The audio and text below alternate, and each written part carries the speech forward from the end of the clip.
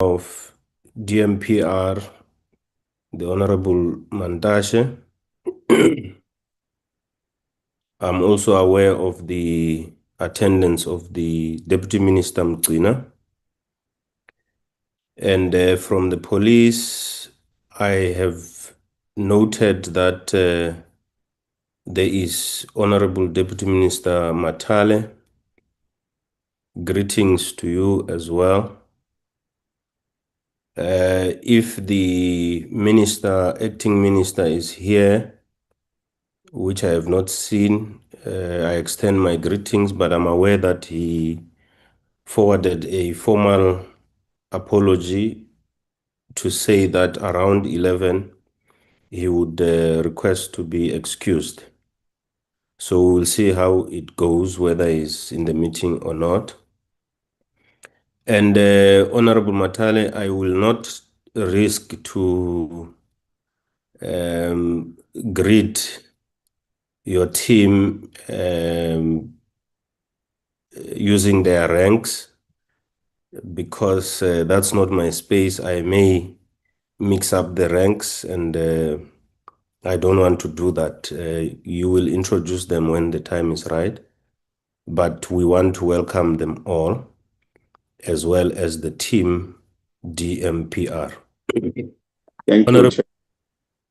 Thank you. Honorable members, we meet here today to assess the progress that we have made since the joint report that was generated from a joint oversight visit by the then DPMR, the Department of Mineral Resource and Energy, which now is the Department of Mineral and Petroleum Resources. We did this with the Portfolio Committee on SAPS, as well as the Portfolio Committee on Home Affairs.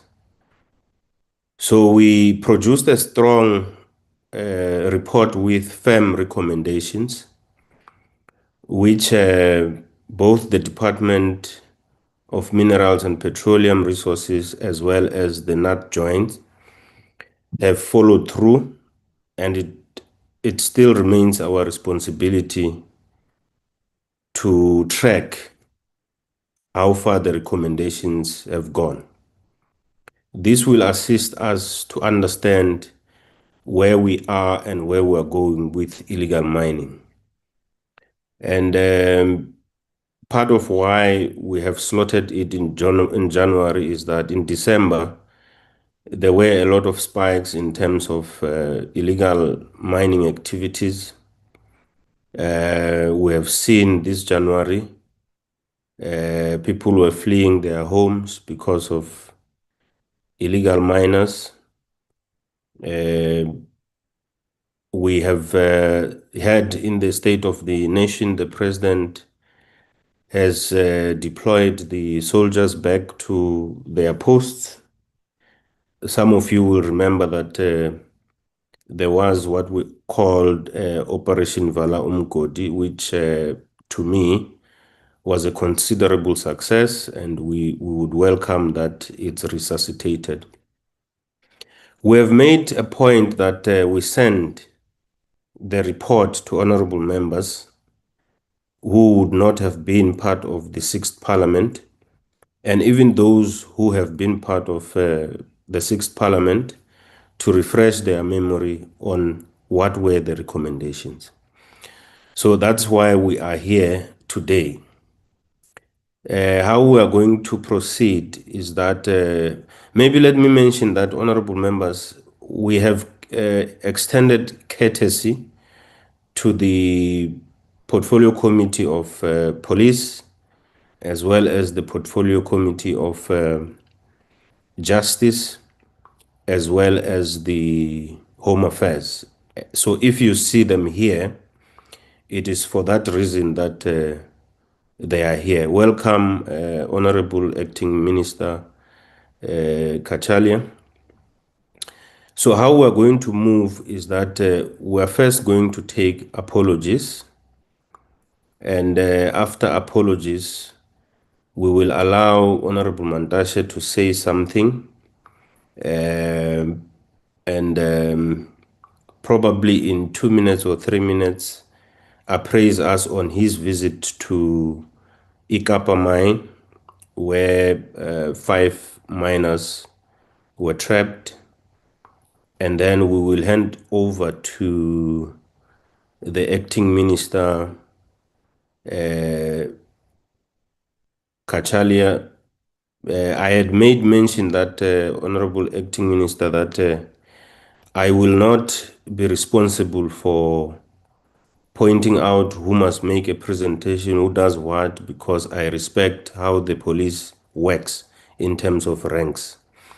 But I know in the DMPR, the man in charge is Honorable Mandashe. In his absence is Honorable Mgcina, and therefore it becomes easier on that side. But on your side, I will not risk it. I will give the person who reports to Parliament to take us through. Honorable members, can I take apologies? Ms. Boss, can you start? Good morning, Honorable Chair, Honorable Ministers, Honorable Deputy Ministers, all Honorable members and the guests present. I've got the following apologies. As you have said, Chair, the Acting Minister will like to be excused at 11:30. He's got another engagement. Also, the National Commissioner has tendered an apology, and also the Deputy Minister of Police, Ms. Bushielo, she also tendered an apologies. Thank you, Chair. Thank you, Ms. Boss. From the side of the police, any apologies? Except the one already tendered? Okay. Honorable members, does anyone have an apology to leave the meeting early? None. None. Thank you very much. Let me hand over to Honorable Mandashe to have a few words before we get to the presentation. Honorable Samson Gwede Mandashe.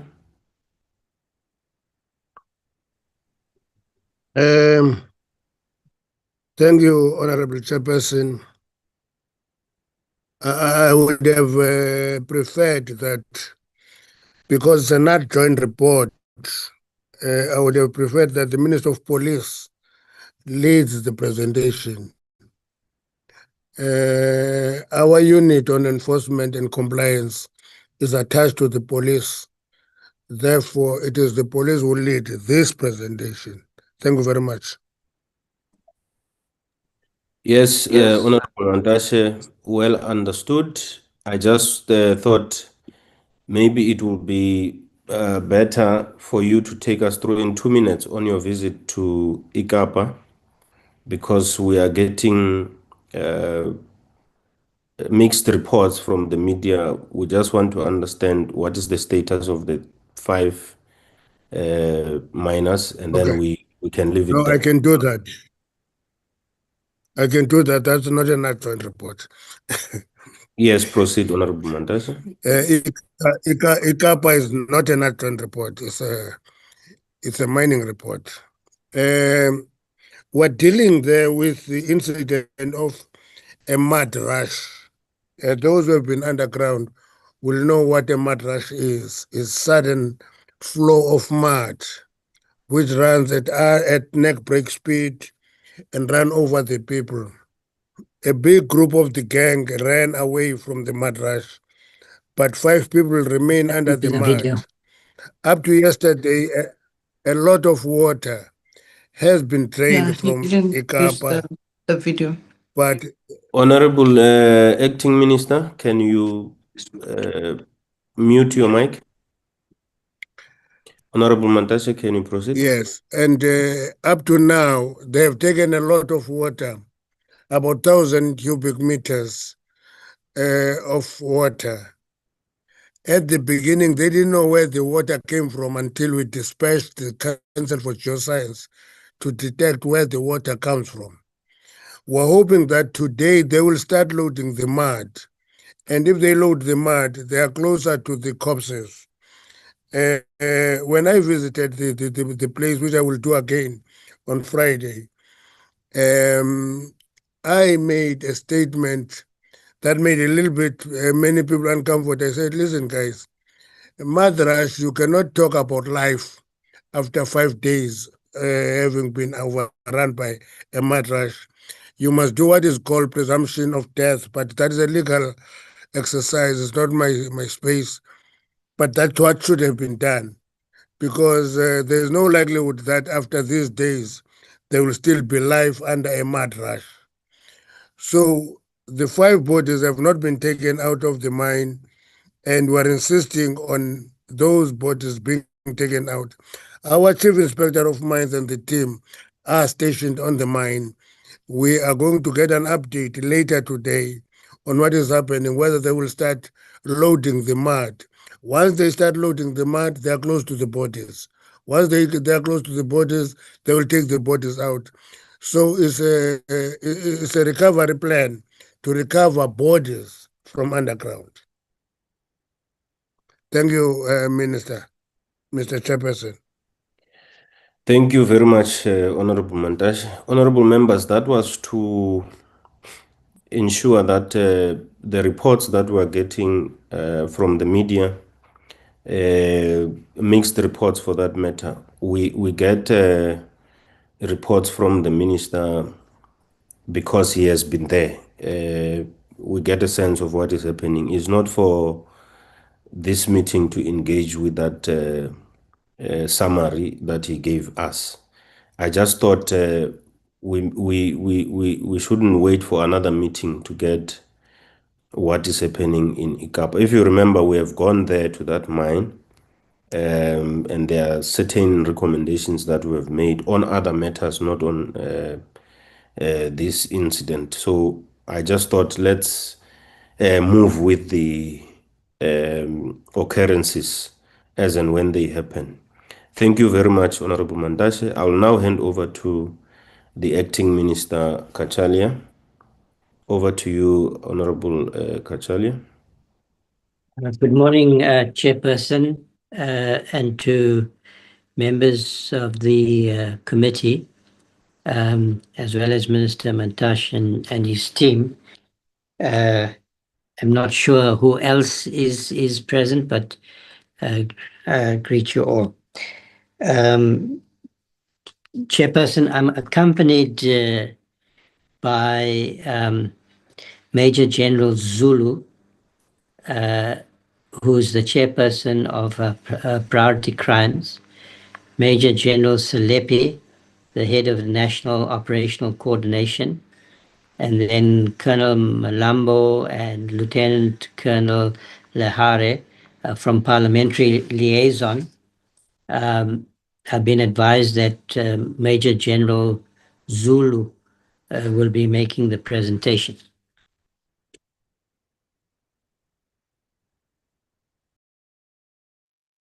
Thank you. They may proceed, but I just wanted to mention that because you said you don't know who else is here, your deputy, Honorable Mantashe, is on the Honorable Matale is on the platform as well.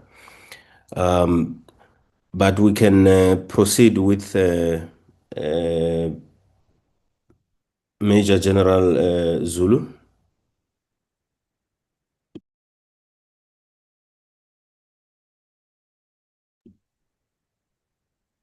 Good morning, Minister, and the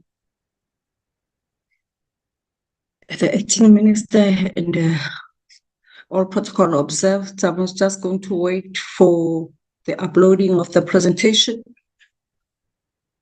Thank you, Minister. The presentation is based on the request from the Parliament to give feedback on issues related to illegal mining or associated with illegal mining crimes. So I'll request that the scope of the presentation is on the purpose and the Portfolio Committee recommendations together with the recent illegal mining incidents in South Africa and the current interventions. Minister, the purpose is basically to report on the recommendations that were submitted to us, as well as the update on recent incident of illegal mining across affected provinces. And lastly, to outline the coordinated interventions that are taken through the NATJOINTS aimed at mitigating the threat with respect to illegal mining. The report based on the recommendations, the first one is the amendment of the mentioned of legislation in response of the challenge of illegal mining. If I can take you back, we identified the pieces of legislation that affects especially the policing of illegal mining. And we recommended on the JPCS cluster during the ministers on utilizing the General Laws Amendment Act. And currently we did the consultation with regards to the General Laws Amendment Bill, and thereafter the matter is receiving attention. Although there are certain of pieces of legislation that we are currently using, but the main issue on this part is that the pieces of legislation be approved so that the law enforcement on the ground can be able to perform their duties effectively. Next slide. With regards to the Department of Home Affairs, Minister, you will take note of the incident especially happened in Northwest. Department of Home Affairs is represented in the NATJOINTS as well as the Priority Committee on Illegal Mining, as well as during the illegal mining operations. Next slide, please. Strengthen police capability training and the skills of members dealing with illegal mining. There were workshops that have been conducted in the provinces, the affected provinces that are led by DMRE in conjunction with NPA, DPCI, as well as the police. There are currently 12 workshops that have been conducted throughout the affected 7 provinces. Next slide, please. DMRE to submit Parliament reports on the status of all the mining rights of permits, especially in Volksstraat, Neck, the villages and Molochane village. On this one, Minister, the report was provided to the Acting Provincial Commissioner for Northwest. The status will also be tabled to the Parliament based on that detailed report that was presented. Another recommendation, police capability training, specialized policing resources to target illegal mining at the local policing structures must be strengthened to neutralize illegal mining. On this one, we have the national and the provincial operations that we're utilizing the specialized units in policing of illegal mining. As I stated before, there were training and workshops that have been conducted in the affected provinces. So the national operations currently are conducted in Gauteng, Northwest Limpopo, Mpumalanga, at KZN, especially in Richards Bay area. And the provincial operations that are currently Free State, Gauteng, Limpopo, Mpumalanga, Northwest, as well as Northern Cape. DMRE should intensify the training of the traditional leaders regarding the land ownership versus mining rights.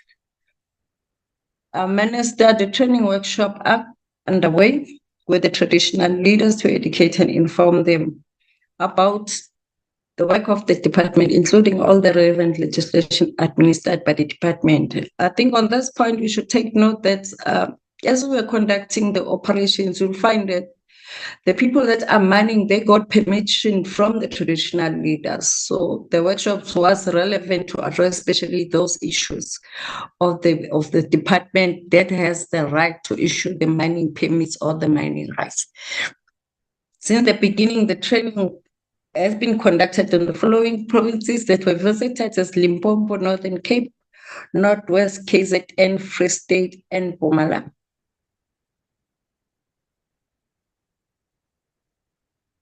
MRE need to address the the monopoly of the mining rights in the Bakersford area relating to the Samanco Chrome, Glencore, and Anglo American. Currently, no law that limits the number of mining rights that each company should hold. These companies are creating employment and contributing to economic activity in the area. And DMRE is implementing the law as promulgated. Maybe on this, I can just highlight the visit of the president in the Bakerford area or Skukuni area, where it was emphasized on the mining scales and or small scale mining. So this issue came about that some of the mining companies has more than one rights. That's the reason the recommendations that there's no law that really limits the number of mining rights that each company should have. Can proceed. That the DMR, it should expedite the implementation of its small scale and artisan mining policy. On this matter, mining permits are viewed as small scale and are currently being issued by the department. The department has implemented funding program for small scale miners. Currently, 20 projects were supported with 67.5 million in 2024-25 financial year. In 2025-26 financial year, workshops were conducted for small-scale miners throughout all provinces. The provision for artisanal mining have been incorporated into a bill amending the MPRDA Act, and the bill was published for public comment, and the comments are undergoing review. On this matter, on the geologists, survey, and MINTEC should collaborate with the subs to use the technologies developed to track illegal miners as a prevention measure. Currently, the DMRE concluded an MOU with CSIR through the Department of Science and Innovation for collaboration and SANSA. Currently, the department is leading the development of the tool to early detect any illegal mining activities, which will assist the department with better monitoring. I think on this matter, there was a tool that was actually suggested and it was presented. And again, on this matter, we were tasked by the president to go to Ghana to benchmark with Ghana on the detection of illegal mining and what has been implemented in that country. And we presented the recommendations, especially with regards to utilizing those specific tools as well as implementing the small-scale mining. The next slide. The success of the multidisciplinary approach in tackling illegal mining in Free State should be replicated in other provinces experiencing the same challenge. Currently, there is a multidisciplinary approach that is currently taking place as per 5-pillar approach that is currently implemented throughout the affected provinces.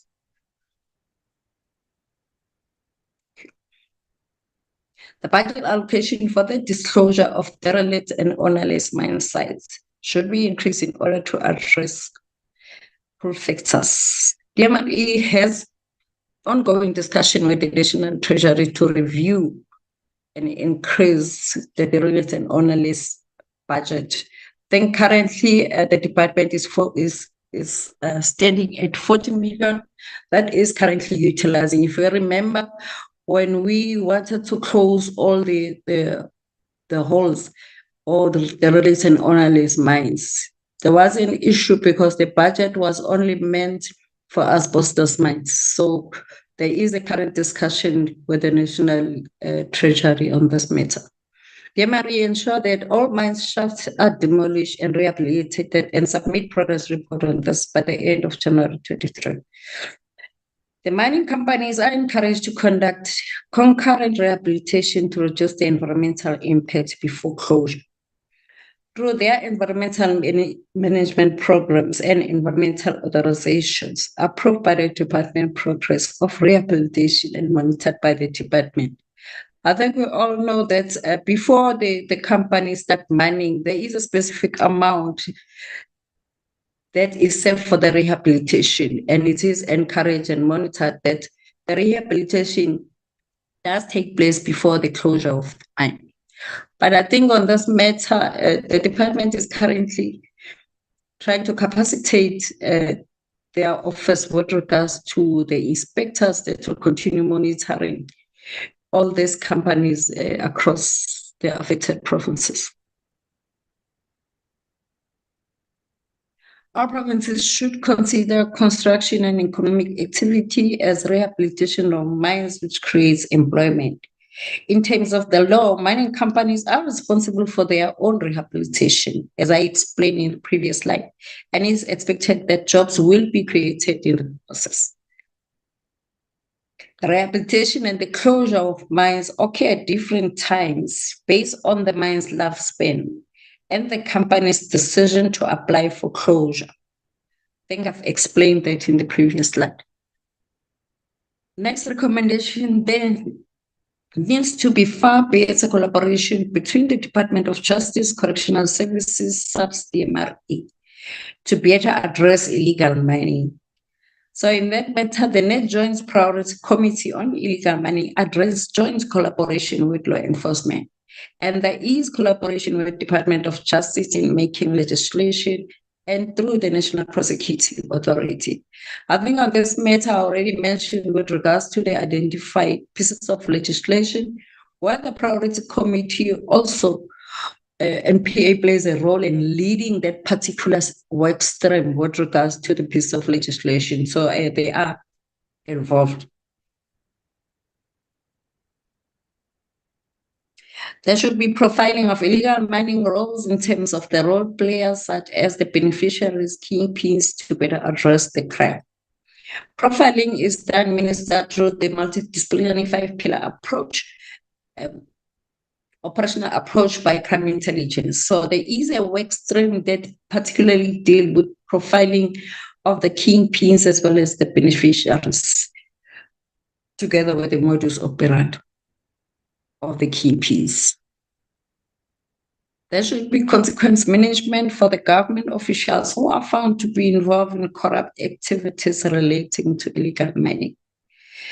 Minister, on this matter, when the corruption matters are reported, it will be investigated and referred to law enforcement. Currently, in our operation, the anti-corruption from the PCI as well as SSA and crime detection, they form part of our operations. Business rescue practitioners must be more closely investigated in terms of their role in aiding to illegal mining. No companies have been brought to the NATJOINTS attention relating to the business rescue practitioners and their role in aiding to illegal mining.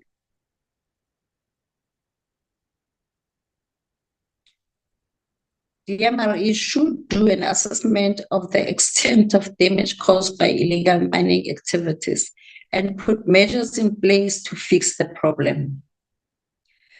This is an issue, Minister, for management by the NPA to ensure that once the cases of illegal mining are finalized, and all financial proceeds should be directed towards the rehabilitation of the damaged areas. As I said, it's a multidisciplinary. The Assessor Forfeiture Unit is also part of our operations. So the process could be facilitated through the Asset Forfeiture Unit and a criminal asset recovery account.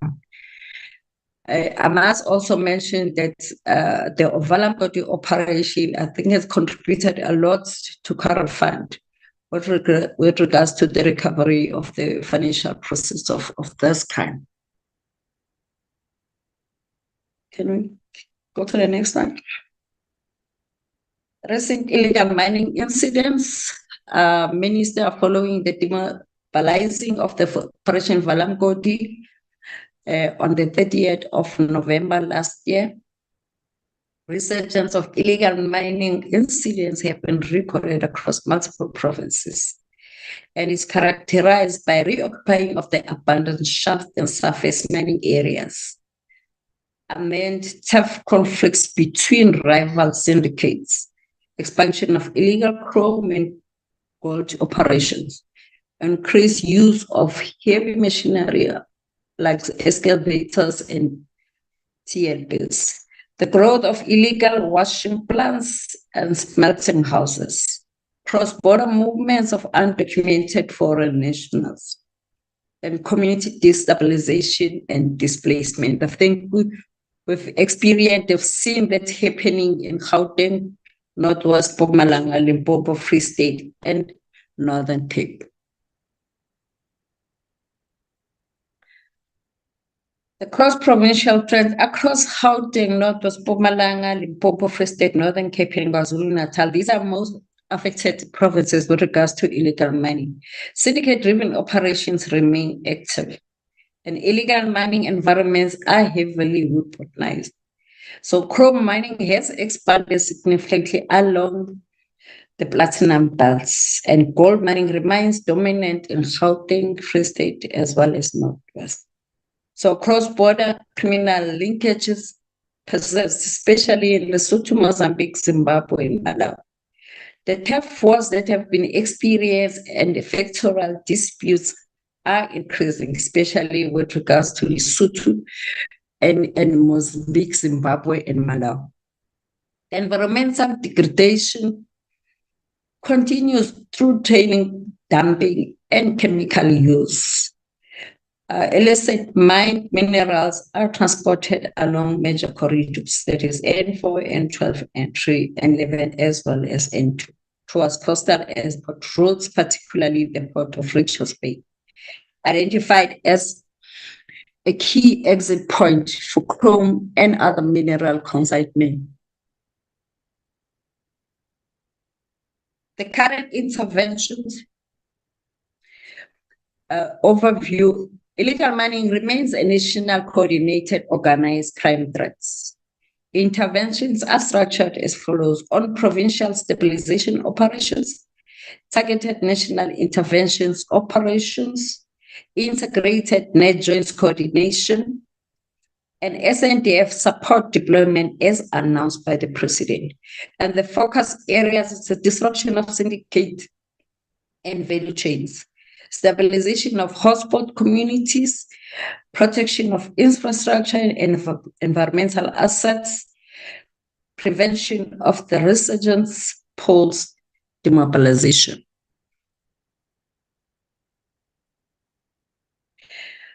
The provincial intervention minister, I've mentioned the 7 provinces that are affected by illegal mining. We have Free State's sorry, because Zulu, so announcing the name sometimes it becomes a problem. But as it's reflected the conflict, stabilization of disused gold shafts, that is in Welcome, Virginia, and then the targeted operations against illegal mining groups, disruption of gold processing sites in informal settlement, and border connection with Northwest Corridor.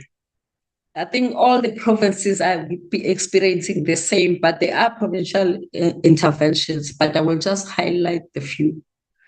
In Gauteng, I think we've seen the Sporo and the West Rand. So currently there are high density stabilization, as well as all operations focusing on armed syndicates.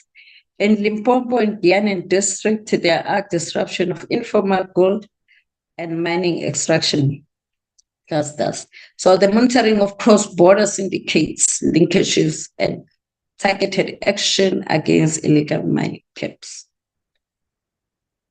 Then in Mpumalanga, we've experienced in Barberton, as well as Pilgrim Rest. So currently the stabilization of abandoned gold workings, suppression of illegal gold processing sites, and monitoring of mountainous and remote mining terrain. And Northwest Bojanala district, I think that was all over the news, the targeted operations in Mapong, Krondal, Mundwood, as well as Tatahanya. Disruption of crop excavation using heavy machinery and monitoring of Platinum Belt corridor towards Bakersford. In Northern Cape, Sarabatman district, the suppression of illegal diamond mining activity, control of revive and alluvial digging zones, and monitoring of mineral transport routes. And then in Northwest Operation Papong, that has been going on and is still continuing, targeting the disruption of chrome syndicates in Bapong and the surrounding areas. Focus on heavy equipment seizures and syndicate leadership. In Mpumalanga, the Operation Pilgrim Rest, stabilization of Pilgrim Rest corridor, and addressing environmental contamination along river system. In KwaZulu-Natal, the current affected area is Richards Bay, that is focused on the syndicate-related network investigations. Continue with National Intervention Operation Valam Body 2.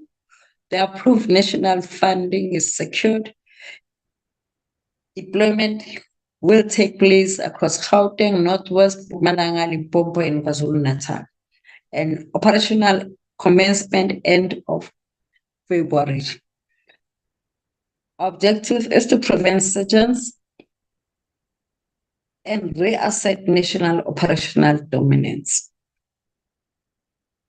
As it was announced with regards to SANDF deployment, the deployment was announced by the President, and SANDF support to subs to commence Gauteng Northwest, and commencement first week of March. Duration will be 12 months. Focus on area domination patrols, the protection of high-risk sites, coding and search operations, stabilization of high-density illegal mining. I think on the deployment, we've also noted the deployment in Eastern Cape as well as Western Cape with regards to violence, gang violence. So thank you so much, Minister.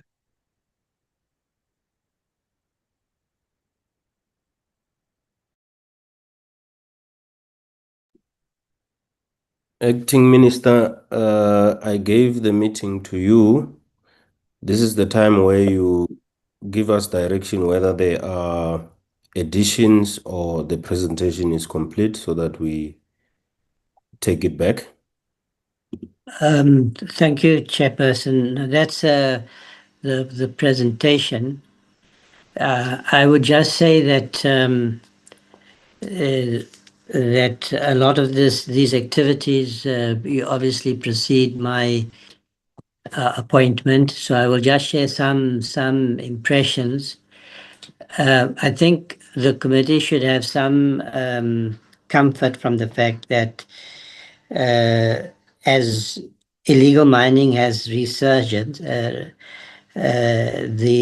deployment of the SANDF is an important intervention step, and so is the efforts to secure CARA funding, because clearly we have to respond to this resurgence.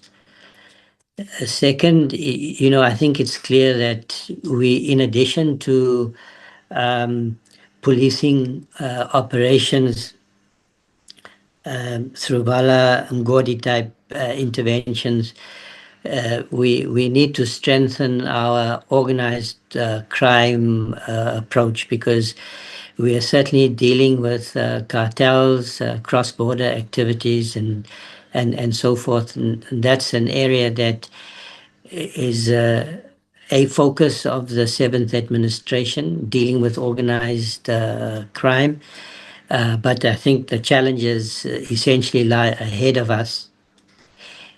And the third area where I think the committee would be of assistance to the South African Police Service certainly is that to deal with those issues which do not, in addition to the law enforcement ones, the issues of policy, legislation, regulation, and so forth, because I think there are areas that they fall outside of the control of the South African Police Service and require attention from other government departments. So here too, there is a need for a all government, all of society approach. Thank you, Chairperson, and I'd also like to thank General Zulu for the work that she is doing. And let me take this opportunity also to just greet Deputy Minister Matale. I was not aware that he was on the platform. Thank you. Thank you very much, Acting Minister, and thanks to Major General Zulu for the presentation. Honorable members, that is the presentation. Can I note hands of people who want to interact with the presentation? I have seen Honorable Ntlangwini. I have seen Honorable Lorima. I've seen Honorable Sene, Honorable Selepe, Honorable Hassan Duma,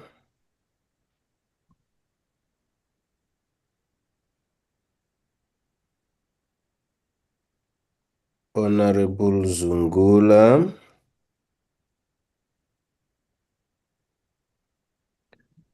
those are the hands that I'm seeing first. So this is how we're going to proceed, Acting Minister and the Minister, Mantashe.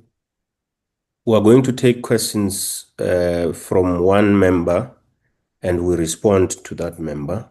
We go to the next, we respond to the next until we finish, honorable members. I must say, honorable members, we always will have time constraints, so it's not free for all because we're expecting answers from.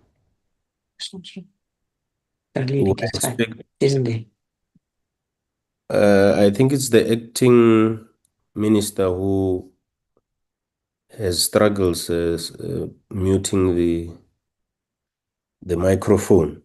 If you can assist with that. So I was saying, due to time constraint, we will have to be wary of the time. We have until 1 o'clock, and because we have a sitting which is physical, we will have to be thinking about that. Maybe let me start with some few questions before I allow honorable members to come. Last time we had I'm not sure, Honorable Acting Minister, your hand is up before we ask questions. Do you want to say something? Chairperson, I did take note that my apology for leaving at 11:30 because we have a National Security Council meeting at 12, but I just want to note that once more. It was raised. Yes, so yes. I have to leave in an hour. Thank you. That's fine. Your team will be around. Thank you. And the Deputy Minister will obviously take over. That's fine. So in the previous meeting where we were appraised of the progress around Stilfontein, when we asked a question about the person who embarrassed the state, aided obviously by the police to escape in a holding cell, we asked where is that person and how far was the investigation. And we were told that there are some information that can be discussed in public, but we will find ways in which we are appraised.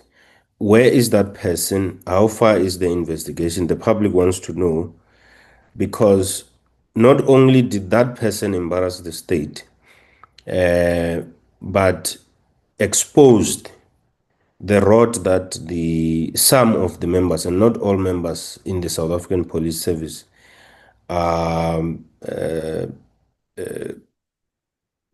people who don't stick to the law, but aid criminals to do their work. Where is the issue around that person who was reported to be a Basotho national, who the gates were opened and he got a free ride? The second question is around page 8 of the presentation, where it says DMPR submit to Parliament a report on the status of all the mining rights or permits in Vogelstra and Molokwane village. It is said that the report was provided by the DMPR to the Northwest Provincial Commissioner, and the status would be tabled to Parliament. I think this is the Parliament where this should be tabled. Where is the report around that?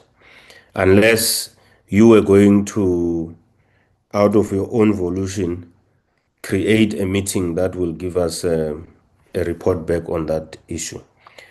The third point I want to raise is on page 11 of the presentation, where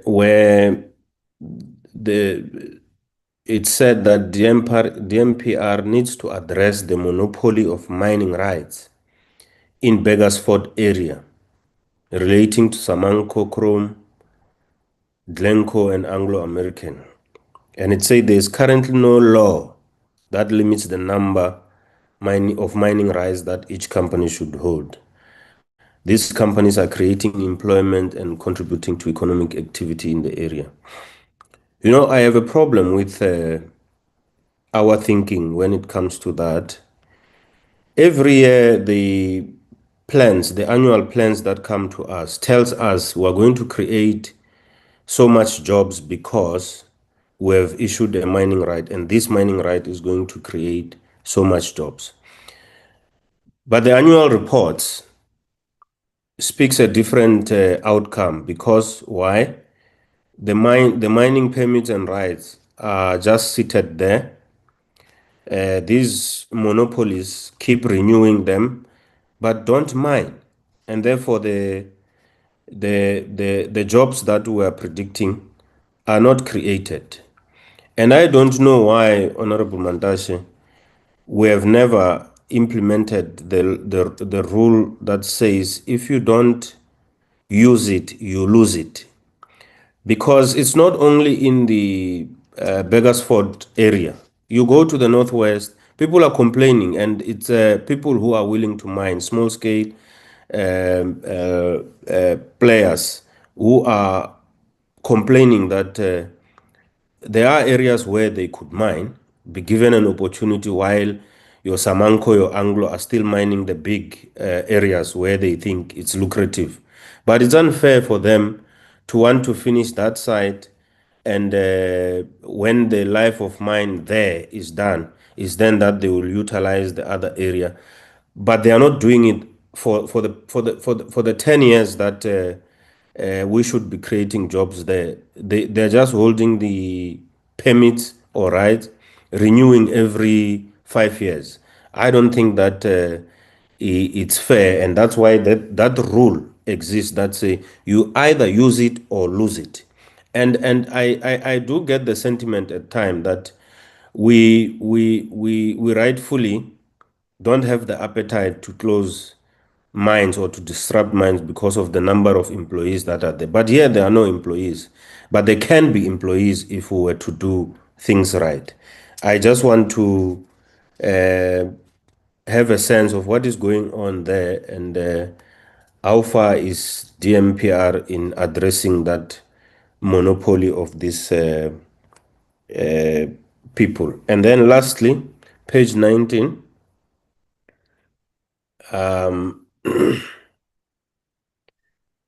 the issue of profiling illegal mining and in terms of their role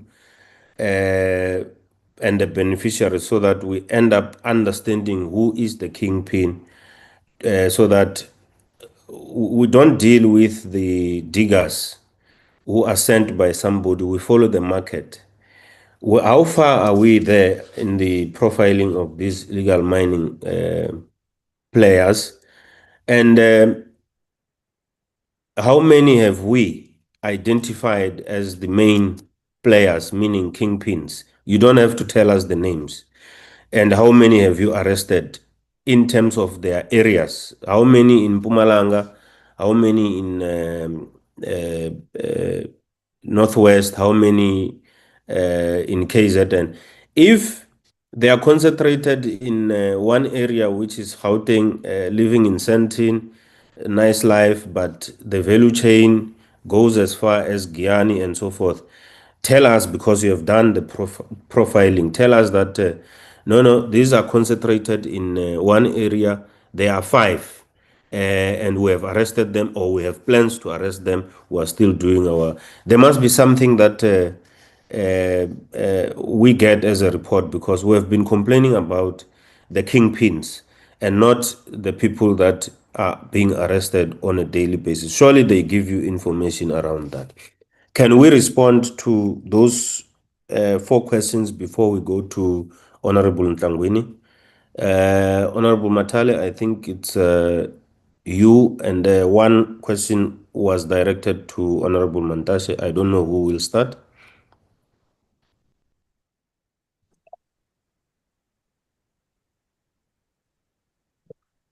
Yeah, I think we The can. Minister Matale, continue.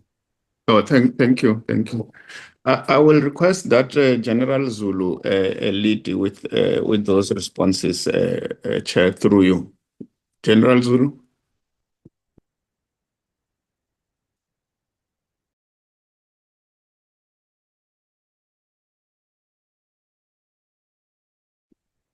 Major General Zulu, you may be muted. Conflicting responses.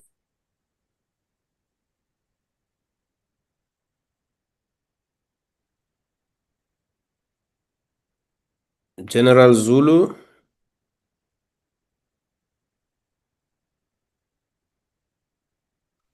Thank you, Minister. I just had a problem with regards to the network. The first response on the issue of Stilfontein SAPS members,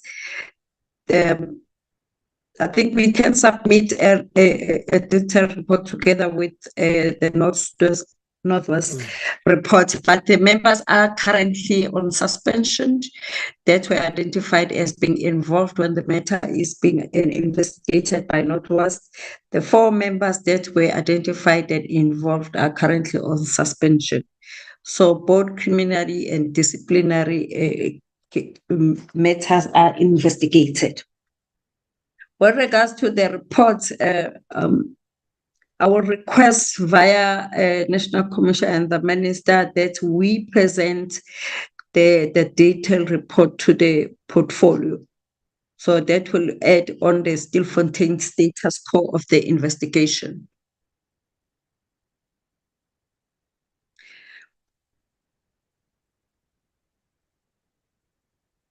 Jesus Christ.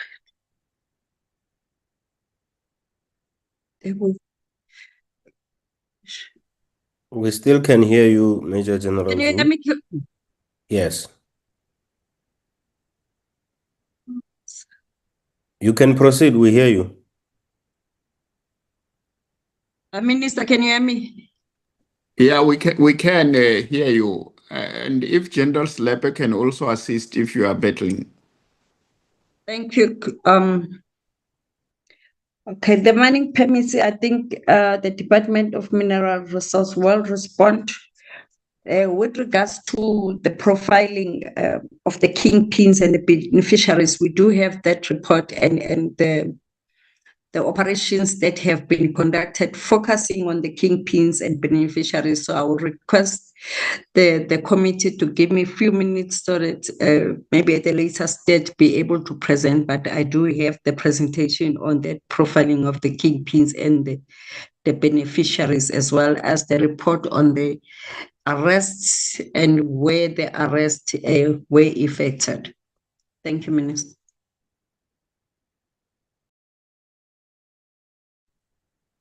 Thank you, Honorable Mandasha.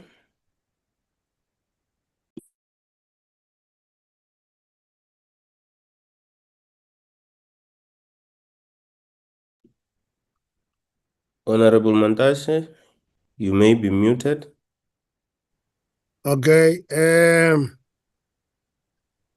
mining rights report, Honorable Chairperson, you get it all the time. We receive that question all the time. And we normally submit names of people who own rights and provinces. And if you want that,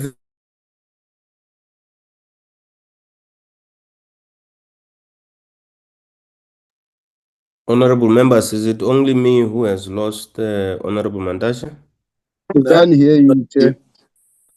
Honorable Mandasha, can you try again?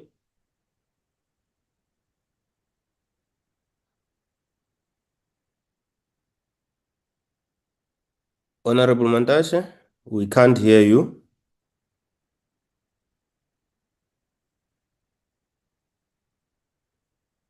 DG Mbele, are you able to come in? Or Deputy Minister Mgina? Anyone I can chair with the Okay. permission of the DM, yes. Chairperson, I think just to, good morning to you and good morning to the honorable members and the ministers and deputy ministers in the meeting.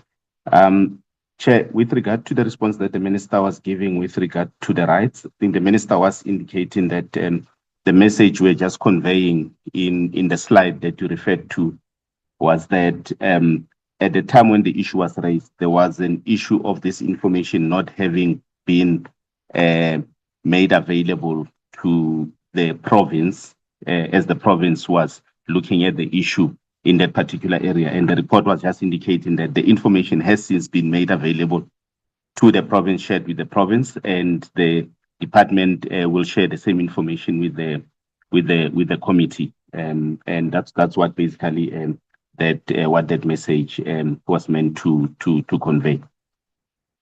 And with regard to, I see the minister is back. I don't know if the minister wants to comment or he wants me to proceed to comment on the second point.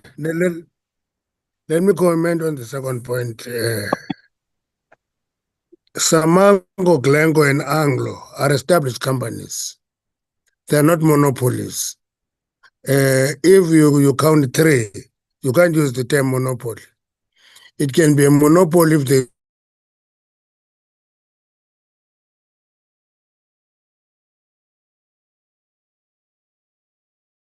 three companies. Basically, it's an attitude than a reality.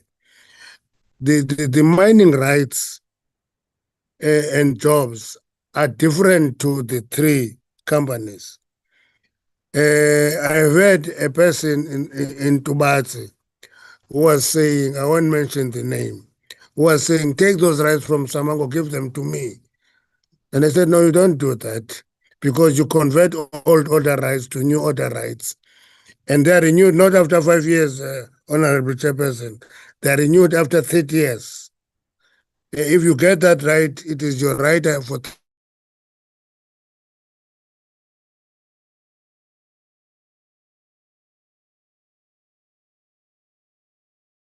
the number of jobs are estimates. If they're not created, it's not because people don't want to create those jobs, but those are estimates. And people don't employ a number. They employ people who must convert that investment into wealth. And you don't employ 50 if you want 20. If you want 20, you employ 20. And that those numbers then will vary from time to time. That is the reality of the matter. Thank you. Thank you, Honorable Mantashe. Though we were missing some of the points that I thought are important, we can leave it for another day. This question. I was going to ask that he can just clarify that is it 30 years or what? Just on the point that was getting cut on. Wait, Honorable Mani. Honorable Mani, do you want to speak? Thank you, Chair. Apologies for barging in. No, I don't want to speak, Chair. I just wanted just that one point. I think he got cut when he was saying whether I wanted to say 30, you got your right for how long. That's the only part I missed. Okay, let me know. All I'm saying is that rights are renewable after 30 years. It's not 5 years. That's it. Honorable Mani, do you want to? I'm covered, Chair. Thank you. Okay, thank you. General Zulu, are you ready with the report on the kingpins, or you would want to come at a later stage? Can I please, thank you, Minister. Can I please come at the later stage? Thank you. Okay. Honorable Matale, I would really request that like with the Minister of DMPR, when he disappears, the DG comes in. I would request that someone on your side also does the same, so that we have a smooth moving process, because the two are not in the right place for an accurate bandwidth. Can I request that you do that on your side as well? Honorable Ntangwini? Honorable Mashaule? Honorable Mandash? You know, this proves that a virtual meeting for a critical issue like this is not advisable. A physical meeting is the best. I want to leave it at that. Agreed. I agree fully with you. The request still stands. Thank you. Honorable Ntangwini? Thank you very much, Chair, and thank you for the presentations from all of the generals and DGs, and greetings to the ministers that are here. One or two of my questions is, and I think the presentation doesn't cover it fully, because what we have picked up and have get many reports on, when this illegal activities is happening and the mine goes and the department goes and intervene and stop it, they don't have the capacity to remove those big machines to storage facilities so that the illegal activities don't reoccur. So what is the department going to do in to improve that? Because that is, if you close the mine today and say, no, you can't proceed, you are busy with the illegal activities, and then tomorrow, when those inspectors are not there, the mine start up again with operations. And we know for fact the department have constantly even said to us that they don't have enough inspectors. So what are we going to do in cases like that? And then I think on the minister's response on the ICAPA thing, Chair, I think we can't just leave it at that. The minister have given us a little briefing pertaining to that, and we want him to reassure South Africans that those 5 bodies will be retrieved from that mining site, so that we don't sit with another Lily mine where bodies are staying for years in a mining site and families don't have enough or don't have closure. He must give that level of confidence to families and to South Africans that these Recording bodies stopped. will be retrieved. And then on the third one, on the presentation, they made mention on training to traditional leaders. And the provinces are cited there, and the new training dates will be established on the training of the traditional leaders. So I just like to know how to do this training get advertised or these traditional leaders made aware that trainings is going to be happening, and the public be made aware if training being happening within the subsequent areas. Then I think the chair have covered the one of the mining rights that are just overhaul of that was raised on the presentation of mining companies having different the same mining rights and continuously within the area of overhauling. I just want to check on the cartels, because really we got this presentation last year, and it seems yet again within this presentation not much is being done to move into the kingpins that are selling this diamonds, golds, and minerals on whether the black market or bring it in back on a full scale on people that are having permits perhaps. So somewhere, somehow, these minerals are making their way into the markets. And there's not enough activities to curb that. Because to just say you're going to go and arrest an illegal miner there, that is just a small scale. We want the big guns to be drawn in now. It's been over years that people are illegal mining our minerals and nothing is being done. And then we get away, we just arrest five people, and then we make a whole TV movie out of it. And then the big guns get away. We are yet to see the police arresting big mining cartels, illegal mining cartels that are doing these activities, because these activities are fully fledged, funded, and we ought to start making and move in on arrest. I think I will park there for now, Chair. Thank you.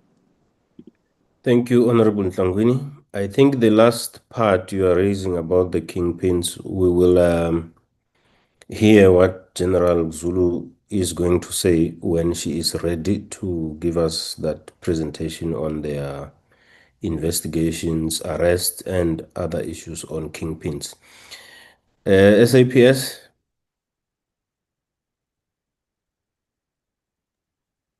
Thanks, Minister. With regards to the capacity to remove the machinery, although currently we do have the low bed, but it is already a struggle. So what we normally do, we get assistance from the bigger mines, operational mines around that particular area to assist us. And with regards to the machineries, the low base that they do, we have to remove those machineries. That is currently a challenge. But with the storage facilities, we do have storage facilities. The only problem that we are currently experiencing is the removal. So that also stretches our manpower, because once we have such a situation, we post members on a 24-hour basis to look after those machineries. So until we get assistance to remove them. So the training of traditional leaders, we do have Ngobile Kanyele from the DMRE here, and this meeting that can respond on that training. The kingpins, as I said, I will report later. So DPCI will then come in and report to when we are ready, Chair. Thank you. Okay, DMPR.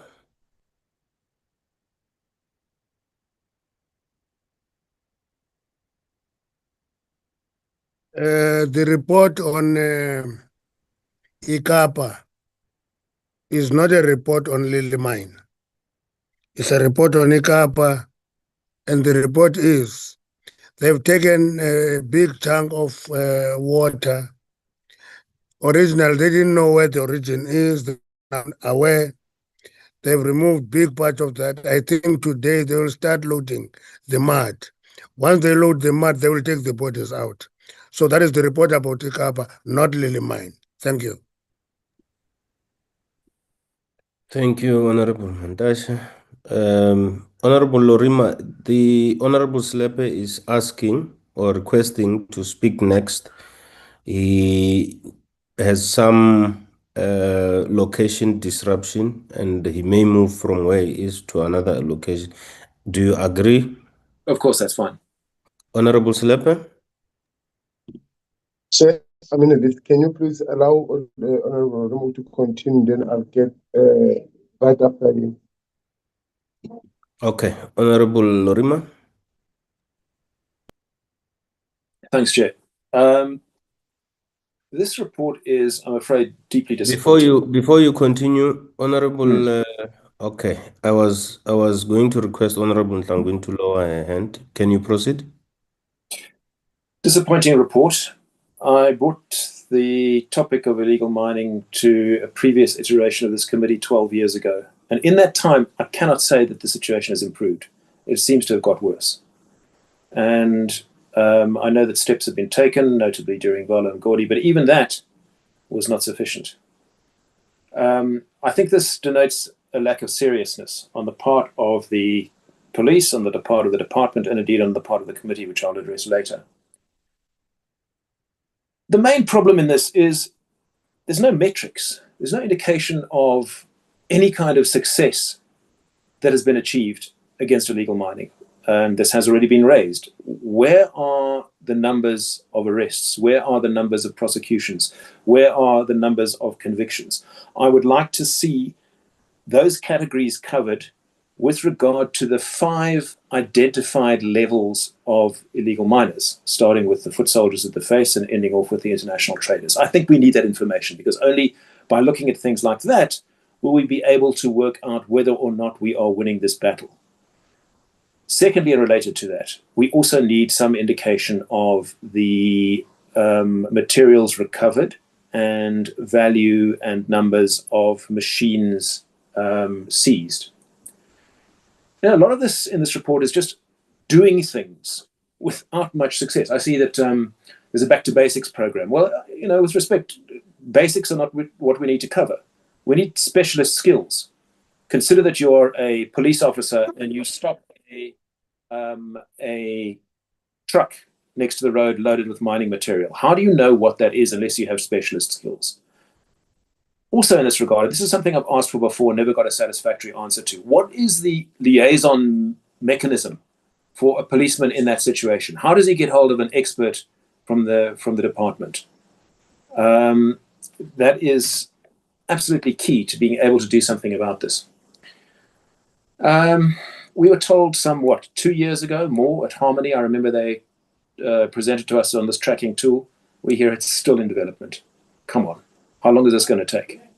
Give us an estimate in years before we'll see this deployed.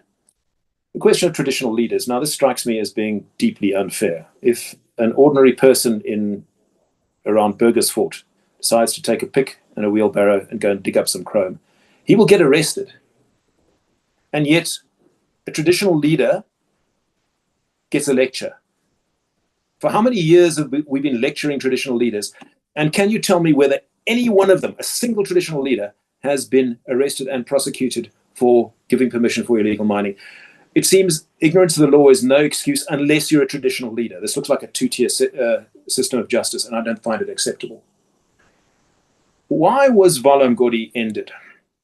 Who decided that, here is this industry worth, and who knows, anything between 6 and 60 billion rand a year, depending on who you listen to. And remember, that is the value of the minerals extracted, and the state gets no taxes or royalties from that. There's no safety for the people involved in that mining, and we are left with huge environmental liabilities. Those are the stakes, and yet there seems to be a great deal of foot dragging on this. So somebody decides to end Valamgodi the end of November. Even before the end of that program, which I admit did succeed in areas, and the area I'm particularly concerned about here is Rivoli. Things reduced for a while. The Zamazamas went away. And yet already in October, there were at least 2 nights where there were running battles between syndicates of Zamazamas, including not just a few shots, but sustained bursts of automatic gunfire at one night over a period of about 4 hours. People's houses got hit by bullets. People's cars got hit by bullets. This is before the end of Valamgodi. Who decided to end it over the Christmas holidays? I mean, that sounds like a ridiculous decision. And this feeds into the fact that having an operation like Valamgodi, and as much good as it does, and we can only assess that once we get those numbers of arrests and so on, why is there not consideration of a permanent specialist police unit which will have the knowledge and the firepower to deal with illegal mining? And it needs to be permanent, because when the stakes are so high, it's not going to go away. So I'd like to know what the thoughts are on that. I'm going to end it there for now, Mr. Chair. Thank you, Honorable Lorima. Subs? Thank you, Minister. I think the issue of the kingpin is being addressed. I will report on it. But I must honestly, Minister, highlight the fact that there was a huge success with regards to the stabilization of illegal mining through Valamgodi operations. Yes, there was a demob. A demobilization was caused by the amount that were allocated to us on Caravan. So at the end of November, there was no sufficient amount that will allow us to continue with Valamgodi. So therefore, Valamgodi was supposed to be stopped, and we then demobilize on a small scale so that we have the small capacity also just to respond to any illegal mining complaints. So I will go to the illegal mining units. There was a work study investigation that was approved, and there are currently units that identified provinces, Mpumalanga, Northwest Free State, that are currently working illegal mining. So the aim was, at the end of Valamgodi, the units are capacitated. As I said, we've been conducting workshops on illegal mining. I understand the fact that the police must be trained on illegal mining. The police that we've been utilizing during Valamgodi are in a better position to run illegal mining with the necessary workshop that we've engaged with DMRE as well as NPA. So I think for now, the only thing that can be a raise or a matter of concern is the capacitation and the continuing of Valamgodi.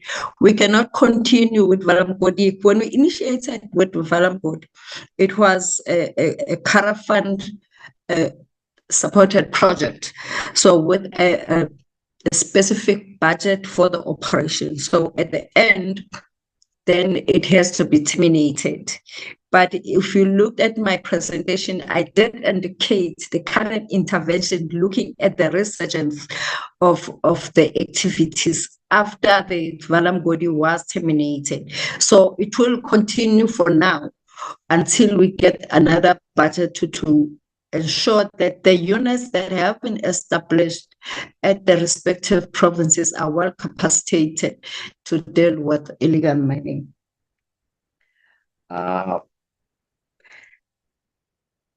Chair, we do have the reports on a detailed report on our successes and the impact that has been made. And all the successes, as the Honorable was highlighting with regards to the operation, the success, and the arrest, as well as the confiscation. So I'm not sure if that report needs to be presented now, or maybe at another meeting that can be scheduled for the items that has been raised by the committee. Maybe last, Chair, I spoke of the pieces of legislation. I think we need to understand, and the committee can also assist with regards to the approving of the general law amendment bill, that we identify the pieces of legislation that will really can assist the law enforcement agencies on the ground. And once that can be done, I think there will be a greater improvement, because we don't get the convictions that we need or that we desire, because there are gaps in the pieces of legislation. So if that can be taken up, because it was last presented at the JPCS last of the ministers in Parliament, it was only left that it be presented in the cabinet for approval. So I will request that that matter be taken forward so that we can get assistance also on the ground. Thank you, Minister. Thank you. Is there an addition or something from DMPR? Not unless have all the questions are directed to the police, not to us. Okay, thank you. Any follow-up, Honorable Lorima? I'd very much like to see that report as soon as possible, please. Okay. Thank you. Honorable Silepe?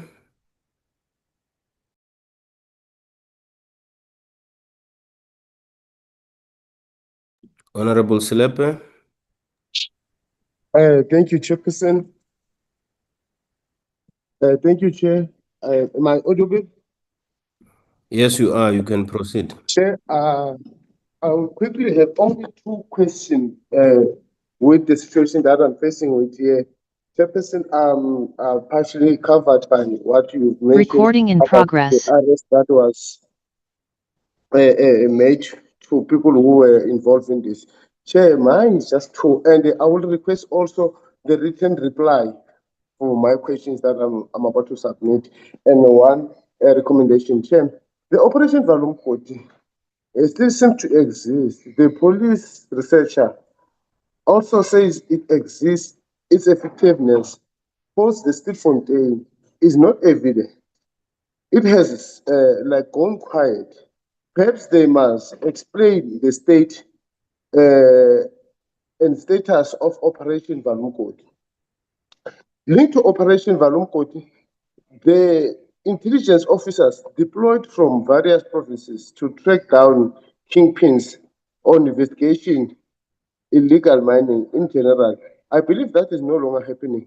The provincial officers were asked to hand over their investigation to other teams.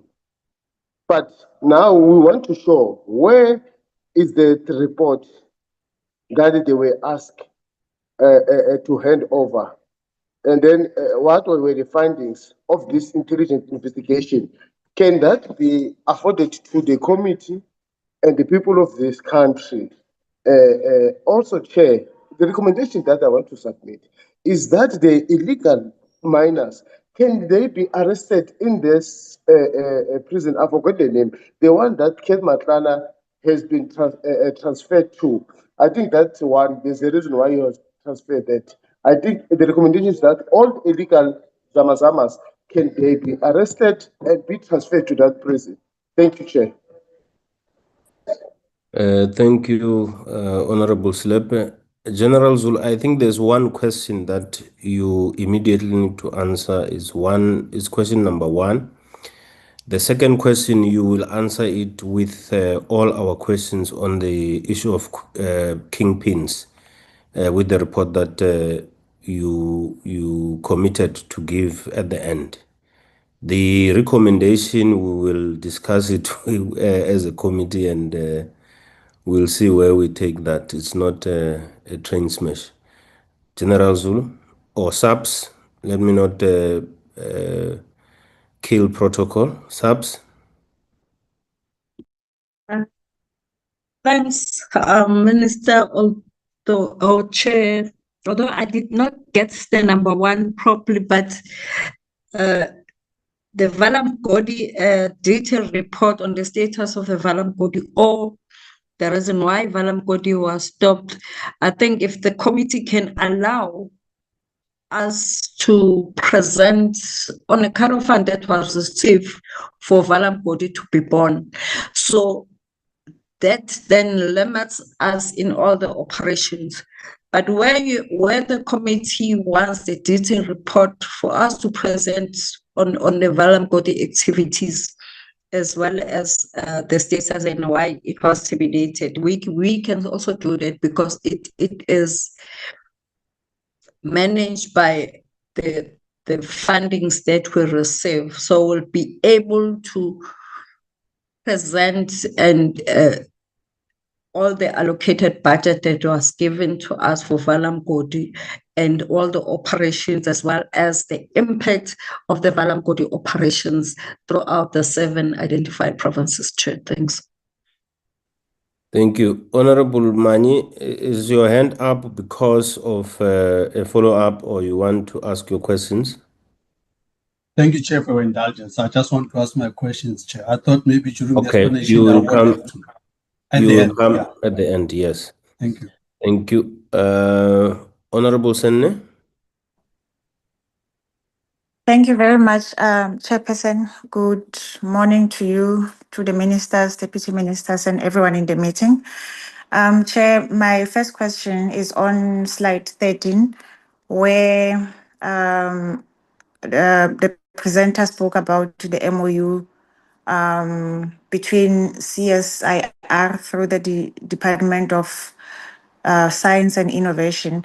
Chair, I just want to check with the police to provide clear timelines on when this monitoring tool that they are developing through those departments is going to be fully operational, and how will this strengthen enforcement against illegal mining. So basically, I'm interested to know the timelines.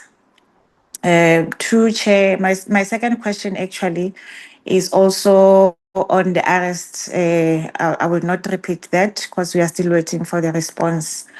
3, it's is there any community awareness campaigns done by SAPS? Because I remember I once asked this question to DMPR. They do have their own community awareness campaigns with regard to illegal mining. So I want to check with SAPS if they're also doing that, also including what Honorable Lorima asked in terms of traditional leaders. And Chair, I've read the report, especially on Northwest, because I'm from Northwest. I'm interested to know why is the Masibudule illegal mining operation is not part of the report. So I'm interested to know if maybe it's not reported, because it was also like Bapong, it was all over the news late last year, but I don't see it reflecting on the report.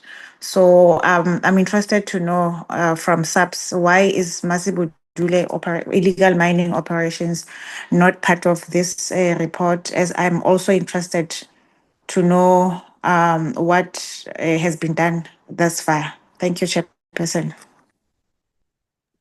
Thank you, Honorable Senne. Subs. Oh, sorry, Chair. Masibudule is in Zirast. Thank you. Okay. Subs.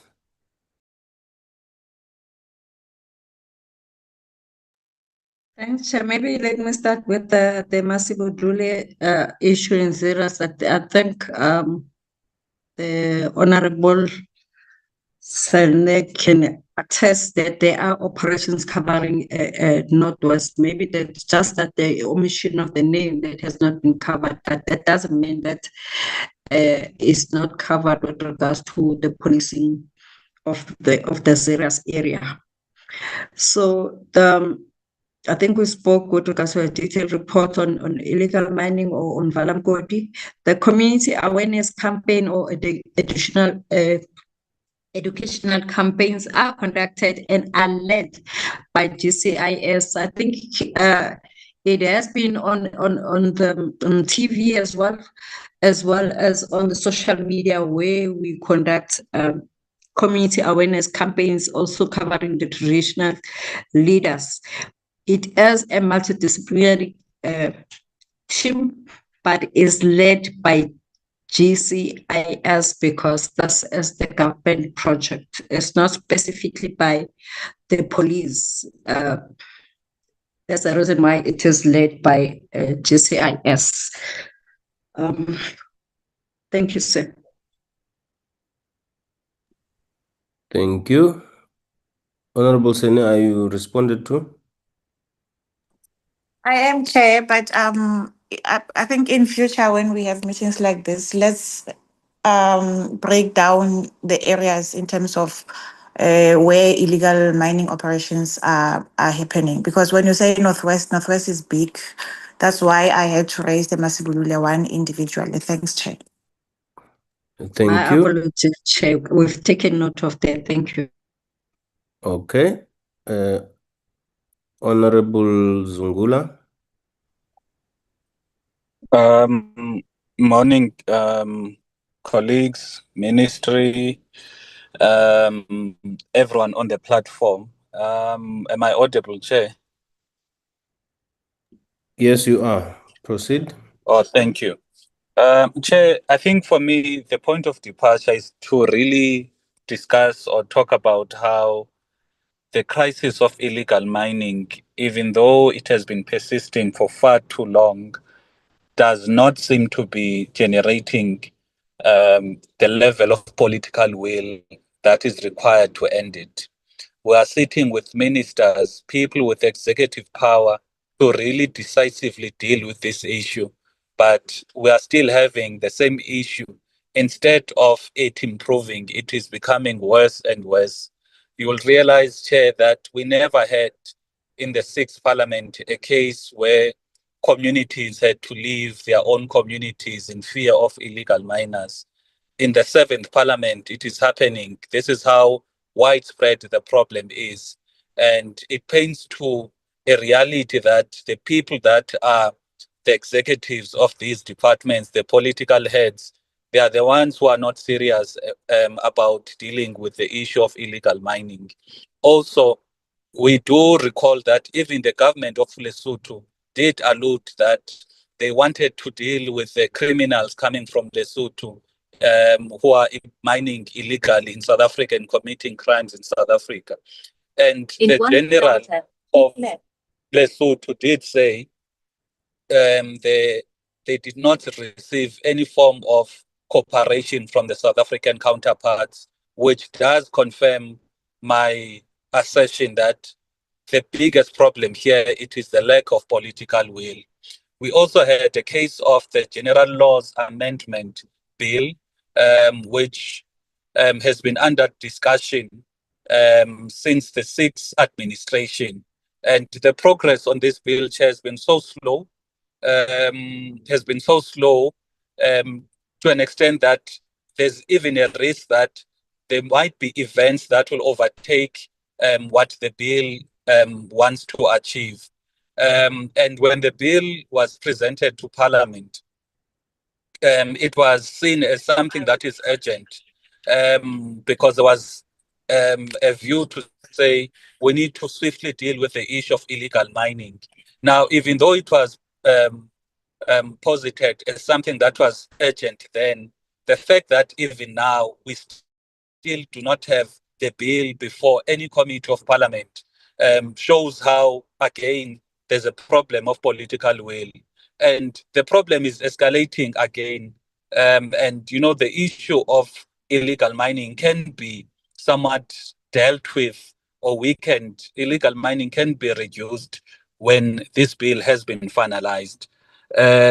So I think for me, Chair, that's a point of departure to say what the departments need to do. It is basically the introduction of that bill to ensure that we capacitate all law enforcement institutions. And as one of the speakers put it out, that we don't need a case whereby there are gaps in law when it comes to dealing with this issue. Now, if I can come to my questions, slide 7, 9, 7 and 9, they speak about back to basics, training and development to specialized members. So how many officers have been completed the illegal mining specific training since 2022? And what has been the pre and post training conviction rates in the hotspots? In slide 23, there's admission there about a resurgence immediately after the demobilization of the Operation Valamgodi, which is in November 2025. Why was the operation demobilized if the hotspots were not stabilized?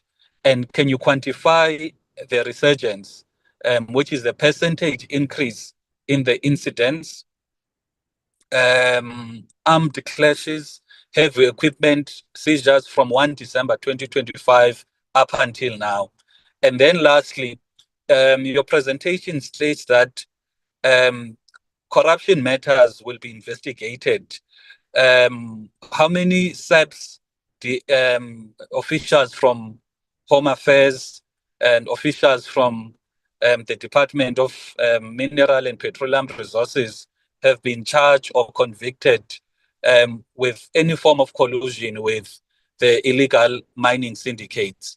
The last issue, Chair, I really want to emphasize the point to say, if we do not deal, or the government executive does not deal with the syndicates, this problem will keep on persisting.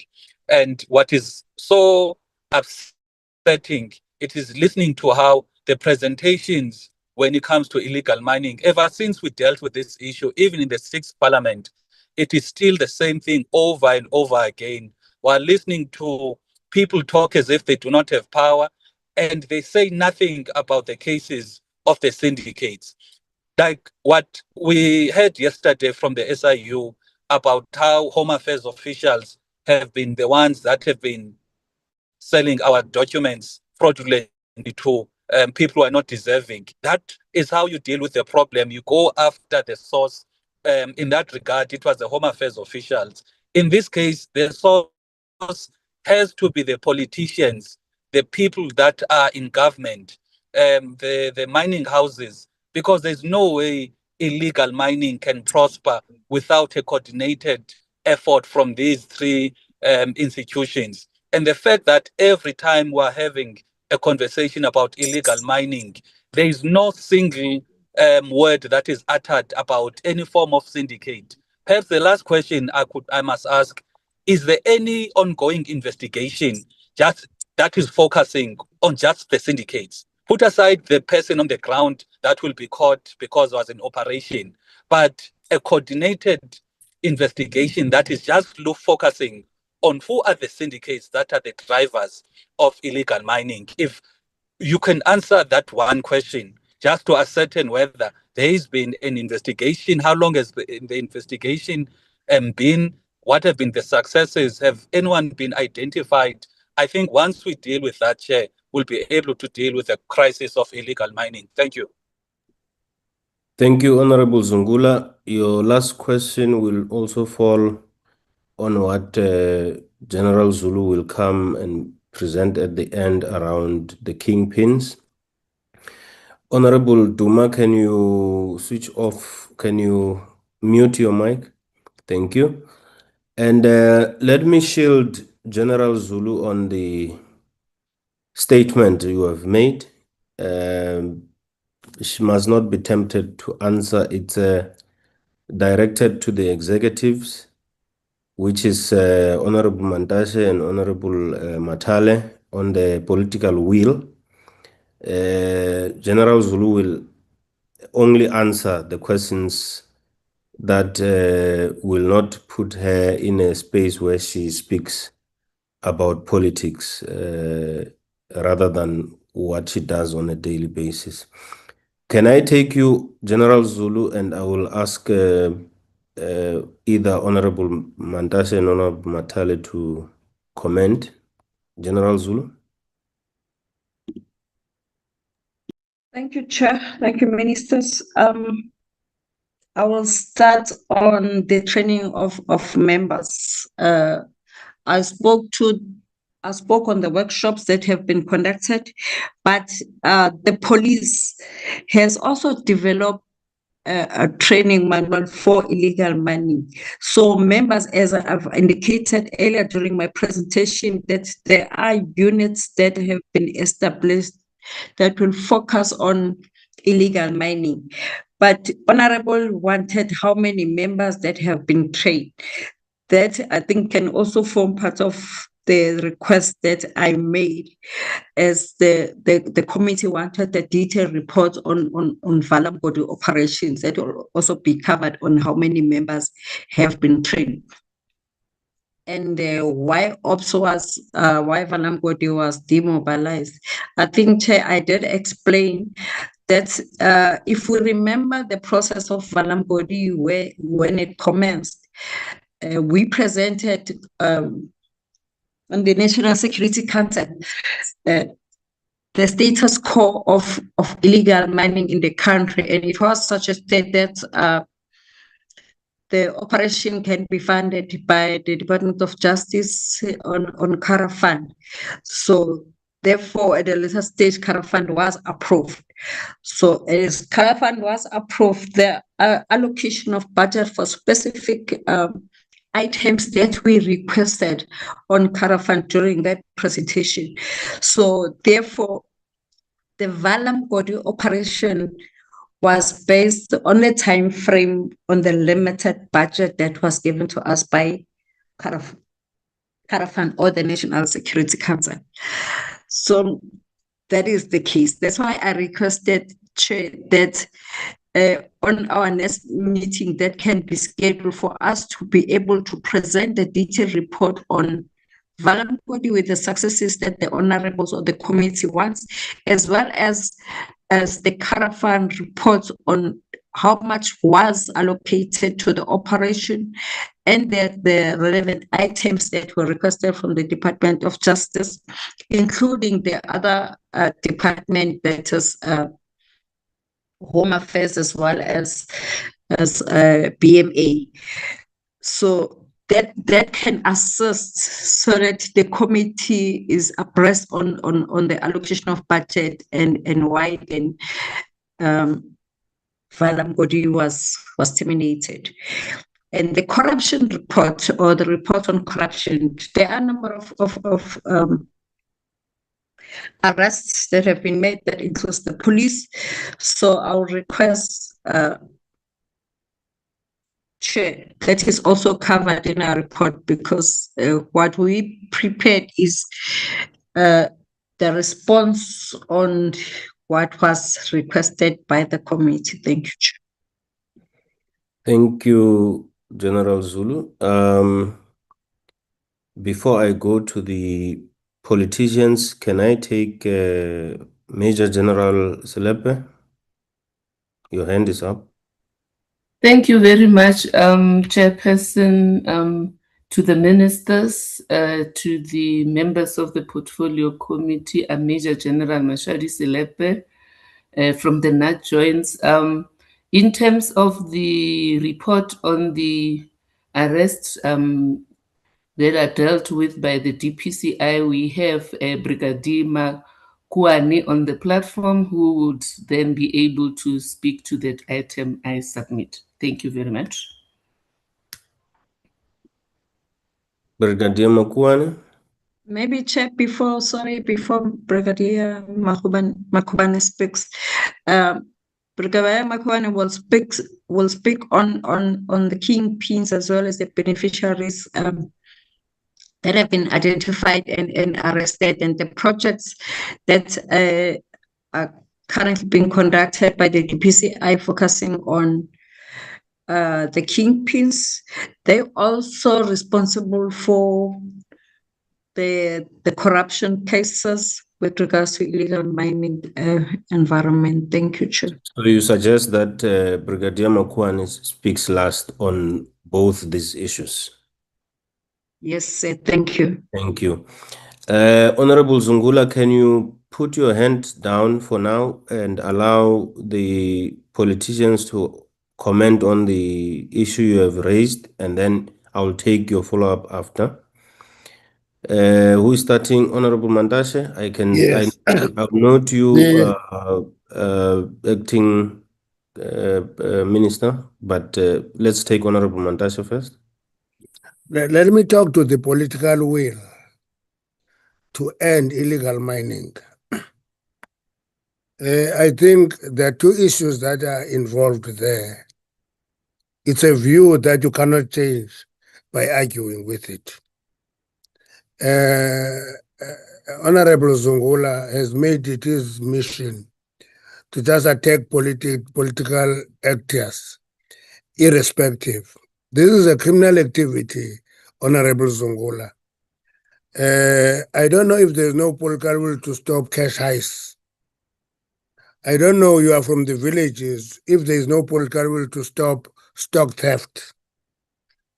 I don't know if you believe that there is no political will to stop any other criminal activity in society. And I think if that is your view, I think it's quite a distorted view. That's why in the SONA this year, there will be deployment of soldiers to back up the police. One of the issues that is targeted is illegal mining. That reflects political will. And I think the Minister of Police will talk in details about that. But political will is really a wild allegation. On the Lesotho government, I don't know if the Honorable Zungola is aware of a meeting organized by the Prime Minister of Lesotho in Bloemfontein without making proper arrangement of a head of state visiting South Africa, where he has a meeting that starts at 8 and ends at 10 in Bloemfontein. If you do intelligence work there, which the police must do, you will discover that that Prime Minister is going to have a meeting with illegal miners in Bloemfontein. And the police have indicated that we have not been informed that there's a head of state coming. And that shows you the dishonesty of what Lesotho government says in public and what is practically happening. I want to leave it at that and leave it to the police. The General Amendment Bill, that bill is before Parliament. If Parliament can accelerate it, all the better for all of us. That's all I can say about it. Thank you. Thank you, Honorable Acting Minister Kachalia.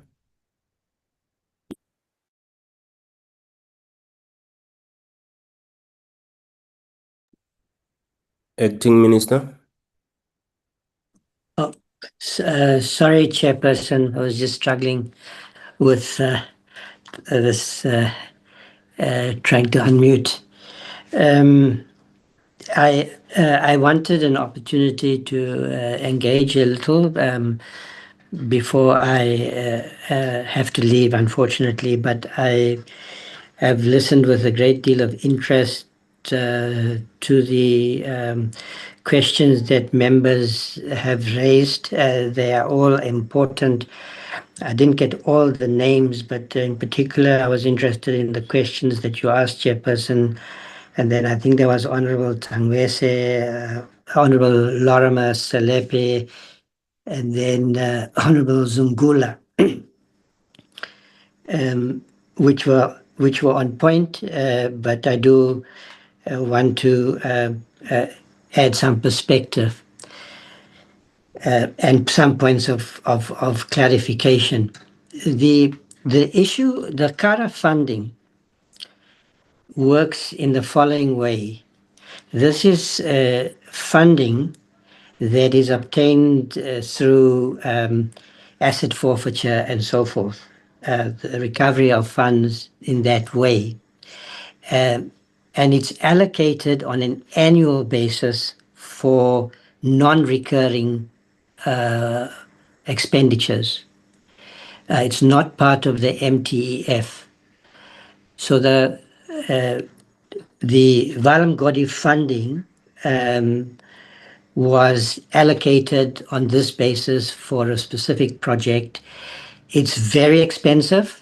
Those high intensity operations. I don't have the figures in front of me, but I know that a billion rand was allocated. And of course, those funds ran out in November. And then after that, once the funding had run out, the Valamgodi did come to an end because we ran out of funding. And of course, then we have seen a resurgence. I just wanted to clarify that point. Second, while I think that the concerns that members have raised are entirely valid, the concern that illegal mining has persisted over a period of time, and that there's this apparent resurgence, that the problem seems to be deepening, and that the outcomes, the results are not the expected ones.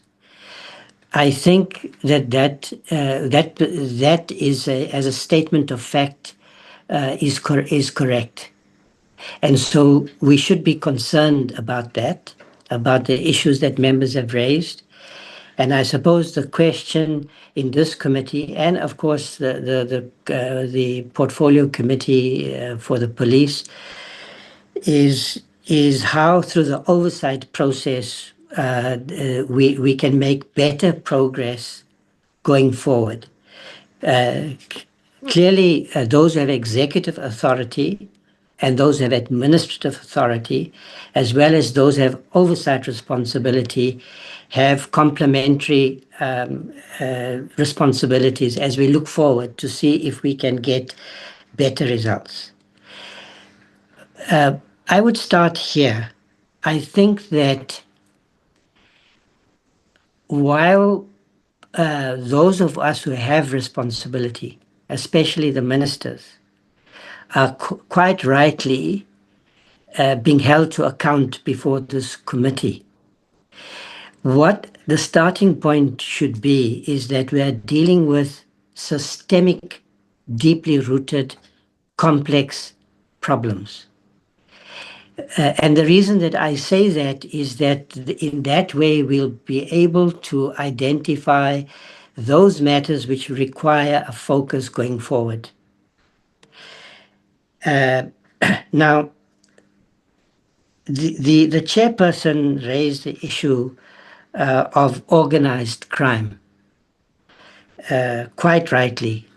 He made observations, chairperson, about following the market, identifying kingpins and so forth. The question that we face here is whether we have in the system as a whole all the armory, all the tools we need to deal with organized crime.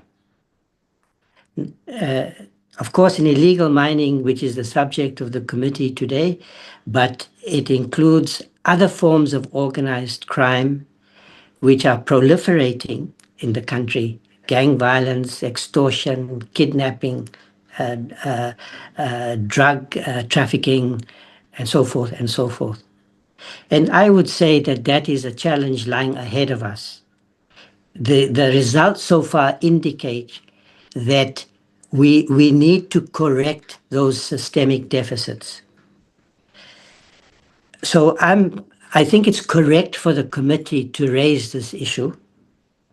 It is certainly one that we are focused on in government, but the answers are not simply going to be about political will. Without wanting to, I have to say, I think it's quite right for the committee to say, you, the ministers, must assume responsibility. I am, though, indicating let's focus also on the systemic problems that need to be corrected. One slight worry I have with the expectation here that the police should share information on kingpins in a public forum is a concern to me. The committee can take a view on that matter, but the committee is quite right in, I believe, to point out that to ask questions about the number of arrests, the recoveries, and so forth. It raises a question also about whether in the ministry, and that is plainly an issue that I have to address, and of course in the oversight process, whether there's adequate monitoring. Because if we're monitoring these outcomes on an ongoing basis, we should be able to improve our implementation over time, and to be able to act more proactively, which is clearly a problem. I also saw situations where these illegal miners deploy large, expensive equipment over a long period of time, and then when the police act, it's too late. Now, I don't know exactly what the difficulties are in removing such equipment, ensuring that those who are transporting the illegally obtained minerals on our roads through our ports, what those difficulties are, but that clearly needs attention. So I think that the issues that Honourable Sangwasi raised, if I got the name correct, and Honourable Lorimer were quite right. The issue of corruption, also a systemic problem. Of course, there are police officers against whom the finger can be pointed. But I think that the problem is deeper. It might well involve political actors, even traditional leaders, officials in many places, working in some ways with the cartels. Now, that is not simply a question of there's no magic bullet. I think there has to be a serious response to the problem of corruption and cartel capture. And I look forward to working with the committee to suggest areas where we can improve our response to this deep-rooted problem of corruption. Of course, there are issues, for instance, of weaknesses in investigations, weaknesses in our ability to prosecute identify and then prosecute these criminals. Those matters will require that we identify through this oversight process those matters that need attention, and then how progress or lack of progress is going to be monitored. My final point would be, and I've been having conversations with Minister Mantashe about this, but to ask the question, what does an all government, all of society approach require? Because a lot of the focus of this committee is as I understand the concern that's driving this on the law enforcement side. But there are issues of policy, of legislation, and of regulation of what is an economic sector and industry that should be part of the conversation, especially before this committee. I heard, for instance, one of the members saying that we don't have enough inspectors. So where there are systemic weaknesses in the regulatory and policy superstructure, we need to address those sorts of questions proactively as well, because policing, in a sense, always comes after the fact. Even proactive, intelligence-driven responses to organized crime is not sufficient, I think, to deal with this problem of illegal mining. But otherwise, may I say, Chairperson, that I found this engagement extremely useful. It has helped me identify matters that I need to take forward with the senior leadership in the South African Police Service. And I can give the committee this assurance that I will be doing so. Thank you very much, Chairperson. Thank you, Acting Minister. Before you go, I want you to know that we have had a physical joint meeting before. Statistics were put about the arrests in Stilfontein, not necessarily the entire operation of Valaumgodi. And in those statistics, it became clear that we are being successful in arresting the people who are on the ground, digging and doing all sorts of things, but there were no statistics on the kingpins and the value chain.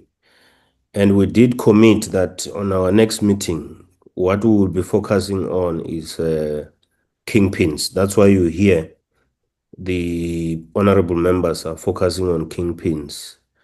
We are not interested on divulging the names in a public platform of people who may have been arrested or are still going to be arrested. We just want to be assured that we have identified this much. This is how many we have arrested. These are the locations. And we still have investigation on how many. And this is what we're doing and all of that. So there was that plea that you are making now, that not in a public platform. Actually, there was a suggestion that we must be in closed doors and make the meeting private. We are not opposed to that, but we want progress on that. We can't shy away from that. But anyway, this is not the last time we engage. We are still going to engage. We are going to get the report from your team towards the end of this meeting. We will assess after that whether we still need an urgent meeting to give us a detailed briefing on the entirety of the progress in illegal mining. Thank you very much, Acting Minister. We will proceed now to with what we have been doing. Thank you very much. Thank you, Chairperson. Thank you. Thank you. Honorable Zungula, I had asked that you lower your hand and I see it's still up. Do you have a follow-up question? Yes, Chair. Sorry, my device is acting up. I cannot lower my hand. Just a few points. The first, Chair, is that I still stand by my assertion that there's no political will. 2019, when we first dealt with the issue, when I joined Parliament, it was a big issue. Only now in 2026, the minister is saying only now that there's going to be the deployment of soldiers. 6 or 7 years later shows the lack of political will. Secondly, for the minister to come only because he's challenged about the lack of political will, he speaks about a prime minister of another country meeting with criminals from his country in South Africa, obviously to plan on how to, to destabilize and extract the wealth of the economy of South Africa in a manner that is unlawful. I don't know how that is characterized in terms of the law, but the minister is aware of that. That is why he spoke about it in this particular meeting. But the government has not acted against the government of Lesotho when their own prime minister is meeting with criminals who are killing South Africans, who are terrorizing communities, criminals that are basically extracting minerals in South Africa in a manner that is illegal. However, the department and the government has never acted against that particular country, that particular prime minister. Instead, it is something that he only raises because he's challenged about the question of the lack of political will. Vele, Minister, it shows there's lack of political will, because if there was political will, you would have addressed that issue as it happened and not allow a case whereby a country, especially another government, comes to South Africa, participates in illegal activities, but there's no action from you as a government. It shows that there's no political will. Lastly, the issue of the General Laws Amendment Act, you are saying that bill, you are saying that it is before Parliament. The very same presentation that was tabled here shows that it is not with Parliament, it is under certification. That shows it's not under Parliament. Again, it shows that you don't care, Minister, because educate, you would have properly stated that this is where the bill is, instead of pushing the blame to be in Parliament, because what you are trying to do here, you are trying to create an impression that it is Parliament that is failing in this particular respect, whereas Parliament has done its part. The bill is during the certification stage, not within Parliament. Thank you, Chair. Thank you, Honorable Zungula. Honorable Mantashe, I can see you are burning to respond. Yes. No. I think Honorable Zungula is committing a number of mistakes. The meeting of the Prime Minister of Lesotho is coming. And that's why police have indicated that we are not going to act as if there's a head of state coming. That is the first step. Other details are not for this meeting. So it is not something that is passed, Honorable Zungula. Please try to get your information. Number two, I'm showing you the political will in the sense that once there is Valam Goti, that is a political decision. Once there is another action taken by the police, it's backed by political support. So the political will is not questionable on this matter. But all I'm saying is that you don't plan for criminal activities. You don't regulate political activities. You deal with them as they occur. That's why I put the illicit mining at the same level as cash heist, bombing of ATMs, the question of stock theft in the villages and all that. All those are criminal activities that you can't regulate, but you react to them. But you can take preemptive steps if you want to. That's why the suggestion of, for example, a specialized unit to focus on illicit mining is quite a helpful suggestion that must be taken into account. But we take interacting with the portfolio committee quite seriously, Honorable Chairperson. It doesn't reflect lack of political will in any way. Thank you. Thank you, Honorable Chair. Mantashe. Chair. Honorable Matale. Thank you very much. The minister did respond appropriately. I just wanted to clarify this matter that the issue of deployment of soldiers is not something that is being done now. I think the committee should be aware that we have worked with the army in some of the operations that had to do with Valum Goti in the past, and I thought the committee was briefed about that then. So it's not this pronouncement that the president has made now, which talks to that. The matter has been taken very seriously. I just thought I should clarify that because Honorable Zungula, when he came back, he says it is only done now, which is incorrect. But generally, I'm happy with how the ministers responded. Thank you, Chair. Thank you, Honorable Matale. Let's pass on this issue and allow the next speaker, which will be Honorable Hassan Duma. Was it not me, Chair?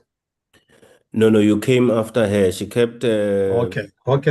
taking her hand down, which I wanted to warn her that it's going to make me fight with you, because she kept taking the hand up and down, and it's happening now. You are questioning it, and you are correct, because you raise your hand up once, and then we continue.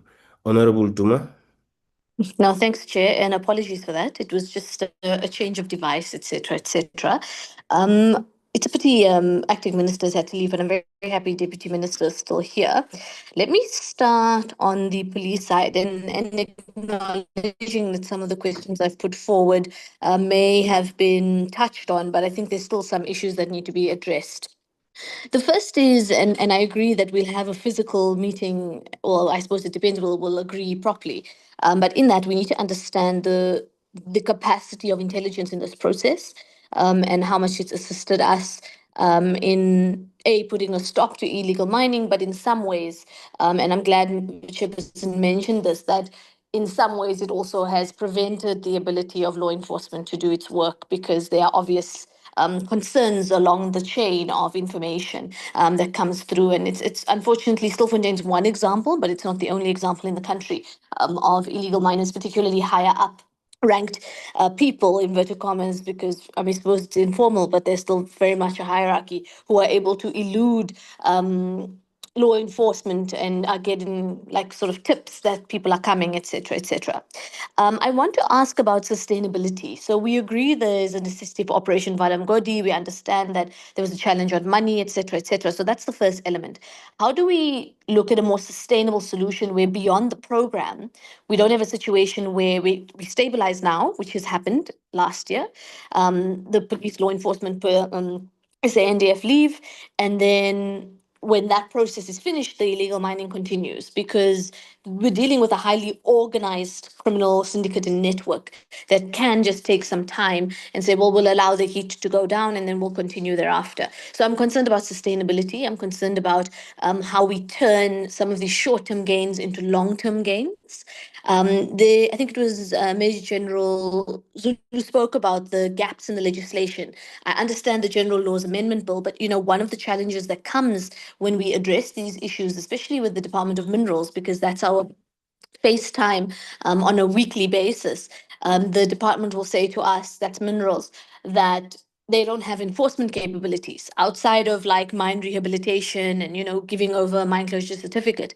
And then the police will also say to you, there's problems in the legislation or in the gaps in policy on the mineral side. So we really need to, Chair, do a bit of a deep dive into understanding where the gaps are exactly, and whether the General Laws Amendment Bill addresses those gaps. And given some of the challenges that other members have mentioned in previous parliaments around this bill, perhaps it's something that we need to look at bringing our own piece of legislation, or maybe just an amendment. Of course, these can be solved in regulations, of course, but again, we need to know where exactly the gaps are and where we need to close them. And I'm particularly concerned about enforcement, because we can't continue this blame game. So Department of Minerals says, no, it's police. Then police says, no, but it's Department of Minerals who needs to do this. We need to be very clear on whose roles are what, and consequence management for those who don't do their job. And then to the Department of Minerals, I'm interested in, again, and I'll ask this every time, about the artisanal mining policy. Of course, there are criminal syndicates who are illegal miners and they're highly organized. But you also have people who are generally small scale artisanal miners, who are, inverted commas, illegal, precisely because we don't have a policy that deals with them, right?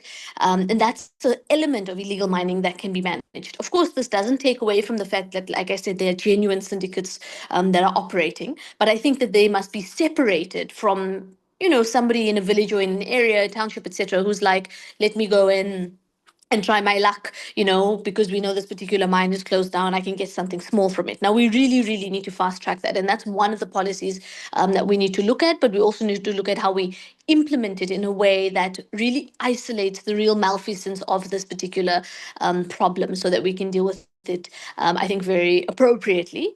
And then my last question is related to all of the above. Are there any partnerships or some level of private sector in that they have the actual means, they have the capital, they have the money and even the expertise, the security forces to actually help us implement this process. And we've seen different examples of good public-private partnerships. We've seen bad examples as well. But perhaps this is something in which these huge mining companies, where they're making large amounts of money. Of course, there's some concerns that sometimes they are involved, sometimes they're not. We're not sure. But is there any indication of discussions going on with them? Because this could be an alternate source of funding beyond what has been announced in SONA by the president that could allow us to maintain a long-term intervention around illegal mining and using newer technology, drone technology, et cetera, to actually deal with this thing long-term. Those are my questions, Chairperson. Thank you. Thank you. Subs first, and then we will have DMPR. Thanks, Chair. I think with regards to the capacity on intelligence, we did present and highlight the issue of the profiling. That's why I requested through you, Chair, that we be directed to present a detailed report, because we do have that detailed report. So we're preparing a report based on what the committee has requested. On the sustainable solution, I mentioned the capacity, the units that have been established at the identified provinces. The only part is, as the Valamgodi was terminated, is to continue to capacitate those units. I think on the gaps of the general law of amendments, it has been touched on. And maybe I can comment on the small-scale mining policy that also need to be effective to assist us to sustain the situation on illegal mining. With regards to partnership with private sector, yes, it is happening. And I think when we come to the small-scale mining policy and the partnership with the private sector, the bigger operational mines, it will come in. The drone capacity we do have, we are utilizing it during our operations. Thank you, Chair. Thank you, General. Any comment from DMPR? Honorable Mandazi? Yes. The actual gap in the legislation, Honorable Chairperson, there will be many gaps identified, but the most serious one is the lightness of charges on illegal mining. For example, people are charged of illegal mining. They are either charged of trespassing or charged of illegal entering the country. But the actual offense of stealing illicit minerals is not a serious offense. Hence, the law has to be strengthened. That is, to me, the main gap, the strength of you are charged with illegal mining, you spend time in prison. You are not released or warned and released. That is one area that needs to be strengthened in the law. The blame game is not blame game, Honorable Hassan. It is a really interconnectedness of the role of the various departments. When my enforcement unit in the DPMR identified the threat, they reported NATJOINT because the armed insurgents must be dealt with by an armed force. That's where the case is. That is not blame game. And the Justice Department must come in, and national prosecution and many others. It's not a blame game. It's a role by various departments on the issue. Honorable Hassan says there's no policy on artisanal and small-scale mining, but she is in this committee. Then I'm worried about that. That means she doesn't have the information. We have a policy on artisanal and small-scale mining. On the revision of the MPRDA, we're strengthening that provision. But the policy is already there. That's why we're already having 21 licenses there. As I said, as a matter of learning on my part, that it is not only small and artisanal mining that is an issue. medium-sized mining companies are going to play a major role in dealing with illegal mining. And the example of Kala Shaft on the West Rand is an example of a medium-sized company supplementing the work of artisanal and small-scale mining. Is quite important. But I can assure you that we're not moving as fast as we should on artisanal and small-scale mining. What is worrying me on Honorable Hassan as a member of this committee is her assertion of thinking that illegal mining and artisanal and small-scale mining are interchangeable. They're not. That's why if you take Stilfontein, for example, where there's about 1,800 people, only 21 are South Africans. Therefore, the issue of artisanal and small-scale mining is not as urgent as it should be. If that 1,800 were South Africans, we would be forced with a bigger challenge. Not unless this committee, I've said this before, says to me, give license to Mozambicans, give license to Zimbabweans, give license to Lesotho nationals. It doesn't matter, so that you fight illegal mining. If that is what the committee says, that is to me law. I will do it without any legislative provision. But my concern is South Africans who should benefit from small-scale mining. And there are not as many as we all talk about. I want to leave it at that. Thank you very much. Thank you, Honorable Mantashe. I can assure you that's not what this committee is saying at all. Honorable Hassan Duma, are you responded to? Partially, Chair. I think on the police side, there will be that follow-up presentation relating to some of the details and on the issues of intelligence, etc. So I'll await that. But maybe just to clarify, I don't think the assertion was that there's no policy. I think the problem is that there's a lack of implementation in some ways, but also there are some, and I think Minister said it, a need to strengthen, because there is a lot of, I would say, missed opportunities for us here. But look, I take what's been said. I don't think it's going to solve the structural issue overnight. But this is something that requires a holistic approach. And I still think we're not doing enough to really solve the problem. And more importantly, I think we need to understand more structurally what's been done between various departments, not only police and minerals. I think there's a whole role for maybe even DPME, planning, monitoring, evaluation, etc.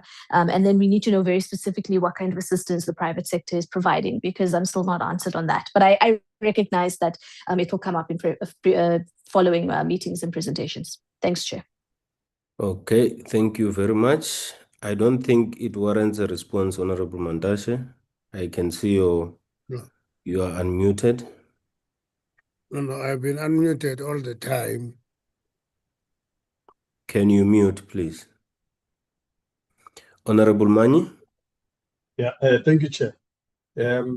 Greetings to all the dignitaries that are here.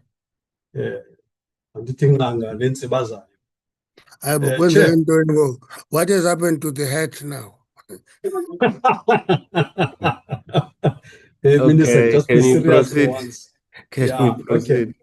Okay, yeah. Firstly, Chair, I listened very carefully to the Minister of Police, hoping that in what she was going to say, she was going to address a lot of things.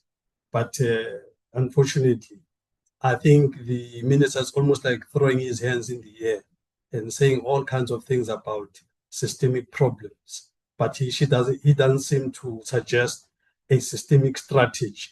It's almost like saying, guys, this is we're all in this together, and all of that. And yet he's the one charged with the responsibility of dealing with it. So I was not inspired by the response that the Minister of Police gave. I've got 3 questions, Chair. And with your indulgence, I'm going to ask that I'm not looking for responses on these questions. I'm looking for answers. I separate the two. My view is that the response is when you speak, because it's your turn to speak and you say whatever you want to say, but an answer is something that addresses the question. So I'm going to be pointed so that I can get pointed answers. I've got only 3 questions. Firstly, the first question relates to the what I would characterize as perhaps Operation Vacuum, where you have Operation Valamgoti that was demobilized in November 2025, as indicated in the reports. But shortly, the report also indicates an immediate resurgence, armed syndicates, heavy machinery, territorial wars. And the question is, why was the operation withdrawn without a permanent stabilization mechanism? And who is accountable for the vacuum that allowed illegal mining to escalate? So that's the first question. Second question, I think this one is more like a governance contradiction, something that as much as on the one hand, I can appreciate Minister Mantashe's characterization of this whole discussion of today as it were, as a police matter. I can appreciate that. But at the same time, I have a problem because the Constitution does not allow him to run away with, it's not my job, it's your job. He also has a collective responsibility as a cabinet minister. So the question here is that Minister keeps describing illegal mining as a nationally coordinated, organized crime threat, agreed. But the issue is, but then he also says his department has got no mandate because it's a SAPS matter. In fact, I think if Minister Mantashe could have it his way, he didn't want to say anything today because he wanted to say this is a police matter, as it were. Now, the question is, this sector contributes so much to the GDP of this country, contributes so much to the fiscus of this country. Now, the question is, Minister Mantashe, how can the custodian of South African mineral resources step aside while organized crime syndicates loot those same resources? Is this an admission here that we've got a structural failure in terms of government coordination? Because this is really what it is. Mr. Mantashe just folds his arms and he says, it's a police matter. Talk to me. I'll talk to you about a Kapa because that's a mining issue. Here we're dealing with a crime issue. And for now, I'm folding my arms and Minister Feroz Kachalia must get on with it. I'm worried about the collective responsibility that Minister Mantashe should have as mandated by the Constitution as to how come the minister has forgotten that and chooses to take a narrow path and says, I'm just a minister of minerals, talk to me about mining and all of that. I'm worried about that aloof posture when the matter involves the product that must be accounted for in terms of the fiscus of this country. Third question, which is the final question.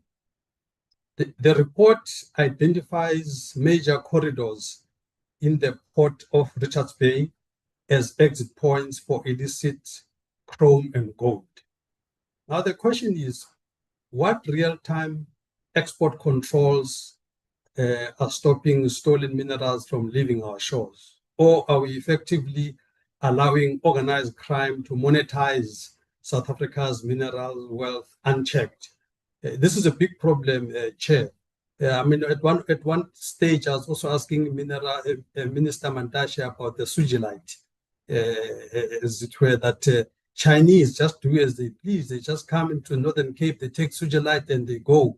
And the minister is like saying, no, in the airports, it's another department that is in charge of that. That I don't even think that department, whichever department, has got the wherewithal to deal with this matter.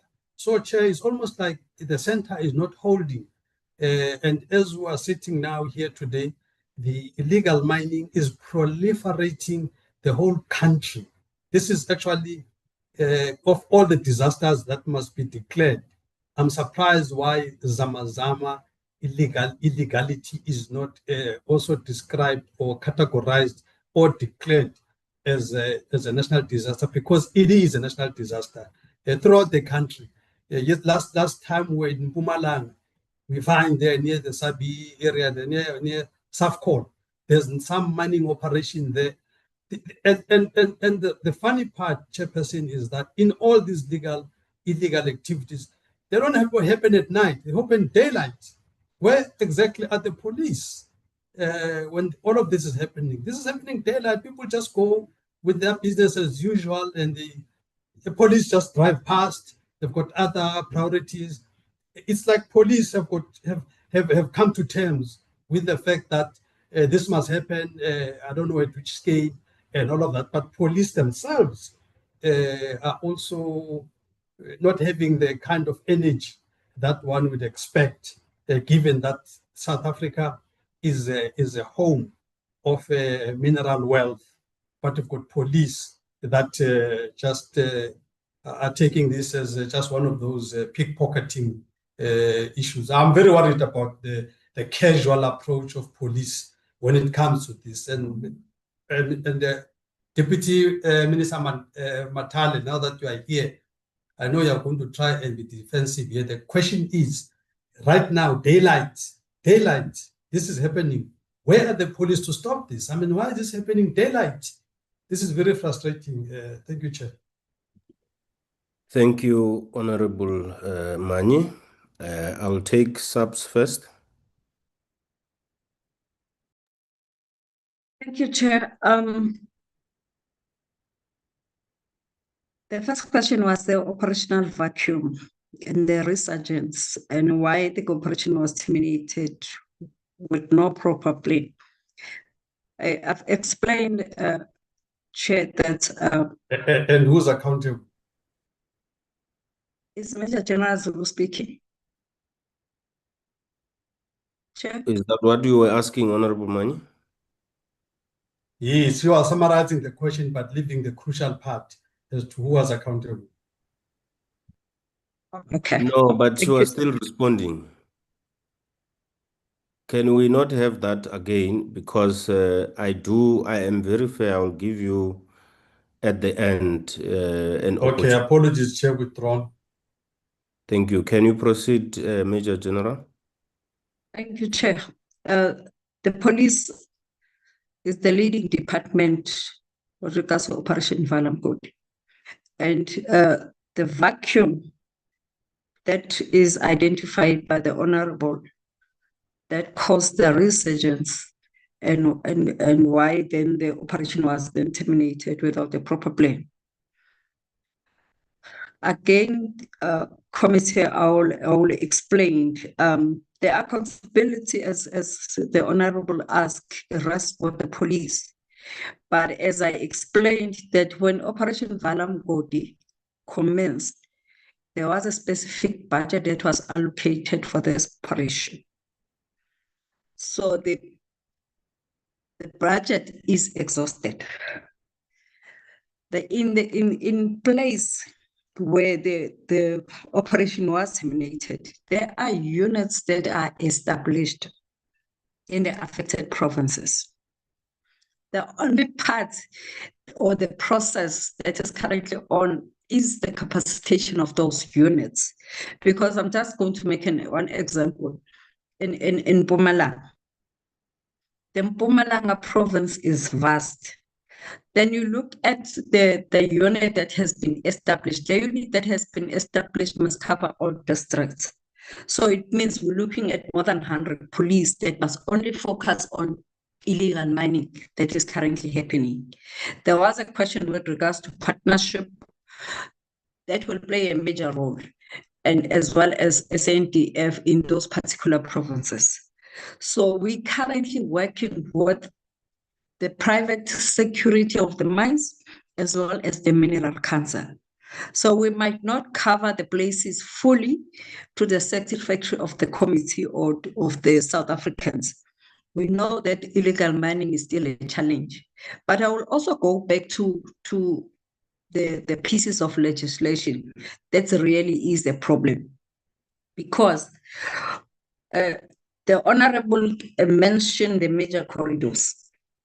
I'm not going to say it's only chrome that has been taken from wherever it's being illegally mined to the port.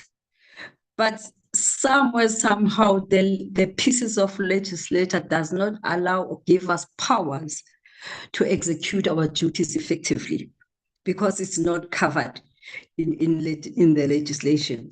So it will assist us to be able, you get a chrome on the road, but we cannot actually arrest because the legislation limits us. So therefore, that's the reason why we're trying to push the issue of the general law amendments to be approved, because there are pieces of legislation that will assist or give powers to the law enforcement agency to deal with illegal mining. And I think the other question was based on DMRE to respond. But the two questions from my side, I think, is covered. I know that Honorable said once answers, not response. But I guess these are the answers, because even during my presentation or my response answering earlier on, I did touch on the issue of the units that have been established and the activities that you will get the response or the answers on the presentation that I requested the chair via my seniors or my principals, that we come back and present a detailed plan and all the questions and concerns that raised by the committee. Thank you, Chair. Thank you, Major General. Honorable Matale. Oh, no, I saw Honorable Mani was using the finger saying that it's okay. I thought I should talk on the matter of the minister's response when he said that the committee has a role to play. Indeed, the committee has a role to play, so does society. But this does not absolve the South African police from enforcing and upholding the law. It's our responsibility. But we are saying our fight against crime needs the whole of society. That's why we developed an integrated violent crime prevention strategy, which was adopted by Cabinet, which sought to mobilize the entire government and the entire society in this fight. And even as far as this one is concerned, that is the case, but we still take the responsibility on Honorable Mani. I must also mention, Chair, that the fight against illegal mining has been an ongoing program within SAPS.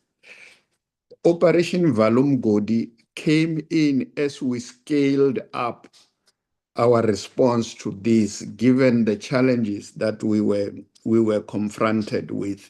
And this was made possible by an injection of the CARA funding in this regard. And as the funding got depleted, then we could not maintain that operation at that level. But the work continues, and I think General Zulu mentioned this, and it goes back, I think it's to the comment of Honorable Lorima or one of the honorable members who said we should make a unit as Minister of Minerals. He has no role to play in this regard. And I want to assure members that I have been in a meeting which was initiated by Minister Mantashe with a CEO of mining houses that discuss these issues and the role that they can play and their willingness to help, touching on the question that Honorable Hassan raised in terms of what is the role and the involvement of the private sector and the mining companies. They are willing to come to the party, and I think we working together with them and business generally in the fight against crime, because they do work with us, the banking sector, the security sector is also playing a role in our fight against crime. So the Minister of Minerals is actively involved in this regard. Yeah, I thought I should just raise this and emphasize the fact that we do interact with the minister in this regard. Thanks, Chair. Thank you, Honorable Matale. Honorable Mandashe.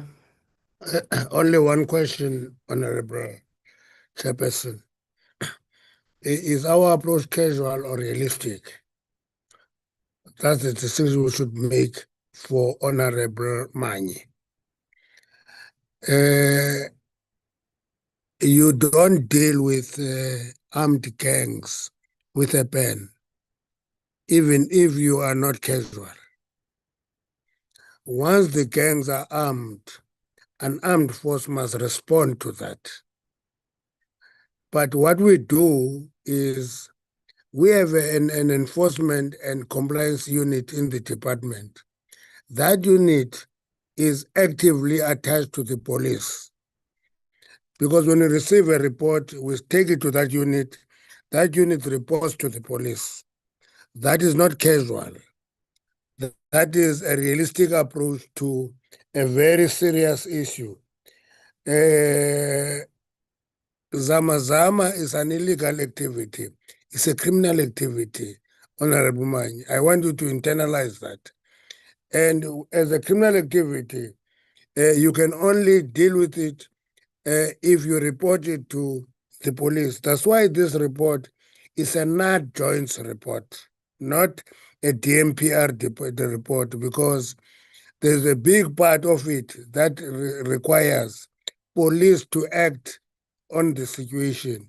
But we have a role to play, which is a very active, we're doing it, we're playing it, but we don't have arms, we don't have units to deal with the armed units of illegal miners. Hence, we work with the police. And actually, we're quite comfortable with the role the police are playing on this matter and work very well with them. We report well, we work together, but dealing with the criminal activity must be led by the police, and we play a supporting role on that issue. That is not casual, it's realistic, Honorable Mani. Thank you. Thank you, Honorable Mandash. Honorable Mani, did you get the answers? Not responses. Your Chair, I'm covered. Thank you very much for the answers. Thank you. Thank you very much, honorable members, and let's appreciate the presentation and the responses. Before we go to the closing, I want to say that we should meet again physically, Honorable Mandashe, with the NATJOINTS to receive a comprehensive report on illegal mining in general. Focusing specifically on the Kara Fund and the Operation Vala Umgodi, how it became and how it was demobilized and who demobilized it. You know, when funds end or are depleted, it's not an instruction that it must end. Somebody will give that instruction, having made the assessment that we ran out of funds and we are demobilizing the operation. But there would have been a strategy to not reverse the work that Operation Valom Godi would have done, meaning that it would require the NATJOINTS to sit down and say, what do we do? And we are interested in the answer to that question. Did you ask yourself the question, what do we do that we ran out of funds? Who did you report to? Who is above you? In this case, it could be the president. And it tells you that you could have done that and the president could have responded, because now he has responded that he's reinstating the soldiers to go and be deployed in the areas that we're just looking at the point where we're not working 6 steps forward and somebody is working us 16 steps backward on these zamazamas. And you would have noticed, if you are following Madlanga and the ad hoc committee, that the issue of zamazamas, even if it's not a focal area because it's not in the point of reference, it comes here and there. And one wonders what is happening in there. We would want a comprehensive report to deal with that. Honorable Lorima has asked that this report must detail the successes and the challenges that the operation has found. And General Zulu has made a point that there is a report. The reason they may not be reporting on it today is because they were pointed out to report on specific issues that we asked for. So if the report is there, in the meeting that we will request the night joint again, this report must be forwarded to us or presented to us. Similarly, with the report that the department has given to the Northwest Police Commissioner on the mining permits on areas that the 6 administrations joint oversight report has identified, the areas in the Northwest. We will be very happy if you add other areas as well, but we would need that report to be accompanied by that presentation. And I think Honorable Sene made a point that we must break down the areas where the illegal mining is happening. And I think that will help us to monitor progress on how we are going and moving forward. But for now, let's get the outstanding report, General Zulu. Thanks, Chair. The first one is with regards to the Stilfontein case, the status of the case. I think I did mention that the members are still on suspension, but the case went to court on the 19th of February 2026, and it was remanded for the 31st of March 2026.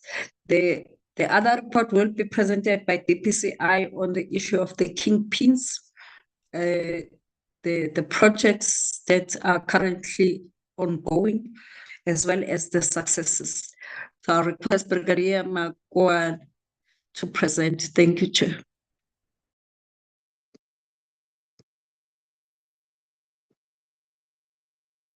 Brigadier, you can proceed. Good afternoon, Honorable Chair, Honorable Ministers, and Honorable Members. I'm going to present the successes of the DPCI. In terms of the DPCI, since the inception of Valamogodi, we investigated 9 projects across the affected provinces. In terms of those projects, we managed to close 2 projects which were successfully terminated or closed. And then in terms of projects that are closed, we managed to close 9 projects for the previous financial years, 10 projects for the previous financial years. We managed to arrest 84 kingpins or suspects in terms of those projects. And those matters are before high courts. And we have dates, then we can put it on our detailed report. In terms of successes, Honorable Ministers, we managed to arrest 2,968 suspects. With regard to the breakdown of the provinces in terms of the arrest, in Gauteng, we managed to arrest 386 suspects. And in Mpumalanga, we managed to arrest 536 suspects. And then in Free State, we managed to arrest 29. And then in Limpopo, we arrest 5. And Northern Cape, we arrest 830. In Northwest, we arrested 1,182. Honorable Ministers, I can indicate with regard to Northwest, ministers can recall that in Northwest in Stilfontein, there were some illegal miners which resurfaced in Northwest. So we managed to charge them and then we put them before court. In terms of the convictions that we had 1,488 convictions. In terms of the breakdown on convictions, in Gauteng, we had 96 convictions. And then in Mpumalanga, we did not have in terms of the matters that are investigated by DPCI.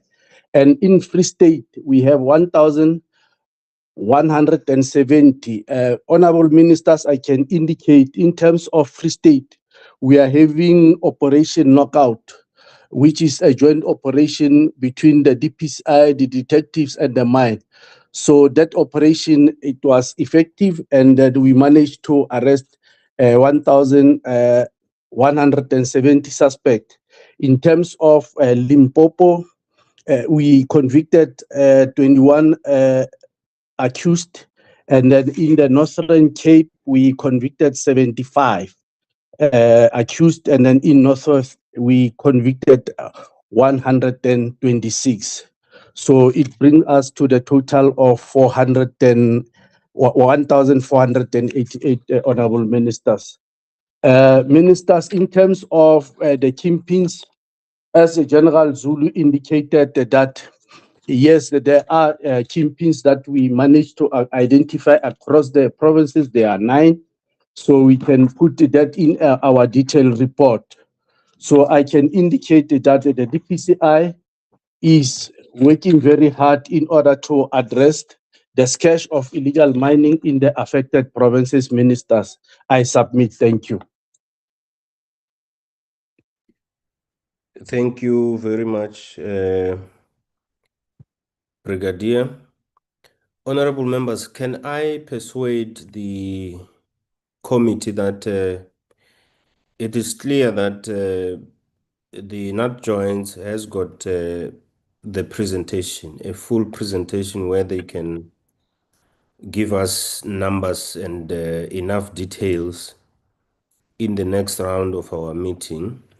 Can I persuade the committee that we accept today's presentation and answers and go to the next meeting knowing that we will get a complete presentation that we will highlight the progress from today moving forward, which will include what progress will we have made since the redeployment of armed forces to areas where there are illegal mining, to that point where we will be getting the presentation. I see Honorable Manu, you have a hand. Thank you, Chair. No, just a quick one, Chair. I was hoping it was going to be covered with the last presentation. Just a small question on the issue of at the ports and at the airports as to what mechanisms are there, because I'm arguing that it looks like it's a free-for-all in terms of our minerals leaving the country. I didn't hear any clear answer as to what is in place for that. You are abusing me, because when I finished, when the responses were done, I asked you, did you receive answers? I did not even ask you, did you receive responses? I asked, did you receive answers? You said yes. But it's okay. Other than this question, are you happy with, honorable members, are you happy with the approach? Yes, Chair, we're comfortable with the approach you've put forward. Thank you, Chair. Okay. If we're happy with that approach, Honorable Mantase, you want to come back to that question? If I was not mistaken, it was directed to you or police. Police. Yes, they are the ones in my view, because Ms. Amantashe has got a pen, they have a gun. Okay, yeah, that's fair. Honorable Matale, who is capable to respond to that question? Yeah, let me ask General Zulu and the team to respond to that. Thank you.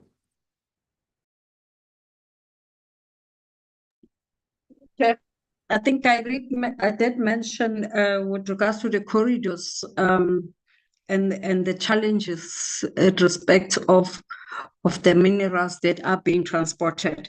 So Richards Bay Port is also covered in our presentation of the interventions. And I've mentioned the challenges on the minerals and the gap in the legislation, that some of the things we cannot do because the legislation doesn't allow us. It's not mentioned in the legislation, is covered on the gaps that we've identified or the pieces of the legislation. So therefore, during our presentation on the successes, to be clear on the minerals that have been confiscated, but those that were coded based on the legislation that doesn't allow us. It's covered it during my presentation that we really need to approve the General Law of Amendment Bill for us to be able to perform our duties effectively. Thanks, Chair. Thank you, Honorable Mani. Is it sufficient? No, Chair. I'm struggling to understand this. Is the general saying that a mineral, because it's not in the list, you are allowed to steal this one?